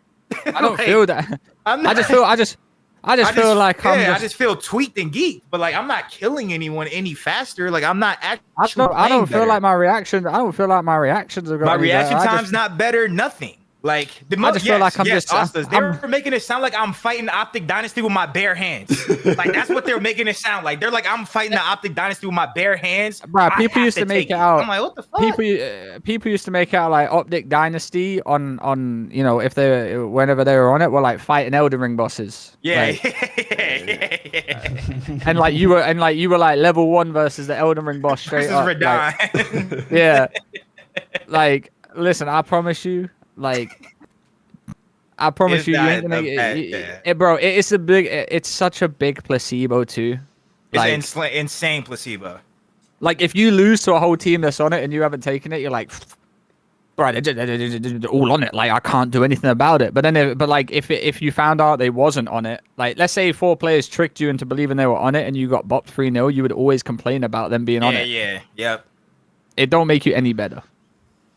It's such an interesting combo actually, because it's the same thing in regular sports where, like, you know, if you're on PEDs like roids or like testosterone or whatever, and you're at the Olympics, they've done the testing, like you will be like 3 meters quicker over a 100-meter sprint if you're on roids, different. right? That's so different. It's kind of, but for the athletes, it's like, well, damn, if I'm literally losing 3 meters in 100 because this guy's on drugs, like I have to be on it, otherwise I'm gonna lose. So like, you know, but obviously, but here's my thing. Yeah. All right, Austin Slasher, biggest advocate for no Addy. All right, I respect it. All right, but then this motherfucker pulls up with some military grade energy drink. Wow. Yeah, I remember. Nah, he had people shook about that, bro. Bro, he's the biggest advocate for no Addy, and I'm like, I respect it. What do you take? And you can only get this. It's discontinued right now, but you can only get this one particular energy drink, a military grade drink, off this one website that he gate kept. So no way. I think what he was drinking was probably worse than my Addy. Nah, I tried that shit he had. Them shits was not hitting like that. No, bro. He was it, bro. He swore by those. He swore by those. Bro, he was just good, bro. He's just good. Bro, that shit was a straight up matte black bottle with one word on it. Listen, Jake Thompson. Let me tell you. Let's use shots as an example. My girl has extreme ADHD. She sees, like, when people have extreme ADHD, like Kenny's little brother Khalil, who's like 13, he has extreme ADHD. He has like the same, like he has a wavelength with my girl. Like they know they both like got that special, like Shotzi 1 trillion billion gazillion %. He's not talk that Miami Heretics guy is not talking about Shotzi. Shotzi has ADHD. Shotzi is guaranteed ADHD. I promise you, Shotzi is special. Like this motherfucker is ADHD guaranteed. I don't think I got ADHD. That's why when I pop that motherfucker, I feel like I'm LeBron James. I'm so delusionally placebo affected. It's insane. I think for people that have ADHD, they don't get that. They don't get like they feel delusionally confident. I feel like I can dunk on Kevin Durant. Like that's how I feel when I be taking it. I feel so good. I feel fantastic. I don't think people who actually need the medicine feel that. Like, I think they're just naturally fucking tweet. Like, I think Shotzi's naturally fucking tweet. And like he has ADHD for sure. Like guaranteed. Now, some of the other motherfuckers that's abusing this shit, they probably don't got ADHD. I do think most people don't have ADHD. They just say it so they can feel better about popping them shits. Gentlemen, it's been a pleasure. We covered a lot of ground, as always. It was a damn John, good show. we could be rehabilitation specialists. Oh no, I couldn't. I'm finna be taking their supply, twin. I'm finna sneak a couple of them bitches for show.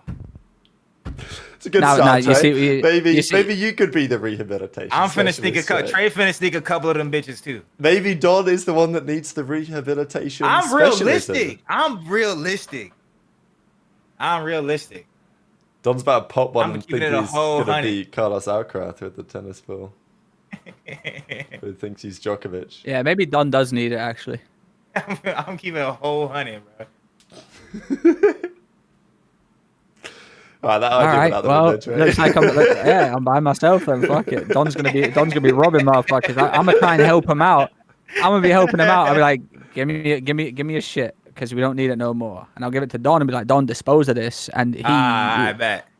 For sure. Let's do that. For sure. Alright. It's good to be back. Alright, gentlemen. We'll be back in, well, we'll see. We'll see what happens. When something happens, we'll be back. You know how it is. Don, absolute pleasure. I'll throw it to you for some final comments, then I'll give it to Trey for the outro. I got nothing else to say, man. We had a great show. I think Appreciate you guys. we covered a lot of ground. Yeah, we covered a lot, but not having really too much to talk about. I feel like it was a great show, man. And listen, my message, one thing, something happened. Someone start talking shit about each other, something, so we can have some more shows. Someone just start fucking cut a promo. NJ and Kenny, I'm gonna get Ken to start talking shit again. That's what I'm gonna do. Well, like Benjay's kind of calmed down a little bit. You know, I feel like he's had his reign of terror. Yeah, I might have to start talking shit, but where the fuck did Burrito go? Burrito, he's trying. He's still trying, I think. Yeah, but like, you know, it's one of the. Well, like, he's still talking shit, but like no one gives a. Yeah, but no one really gives a fuck. I haven't seen any of it. Damn, we might need to have a Burrito segment. No, I'm done with that guy. Oh, my bad. If it don't benefit me, I ain't doing it. Listen, we got to start realizing who the fuck we are.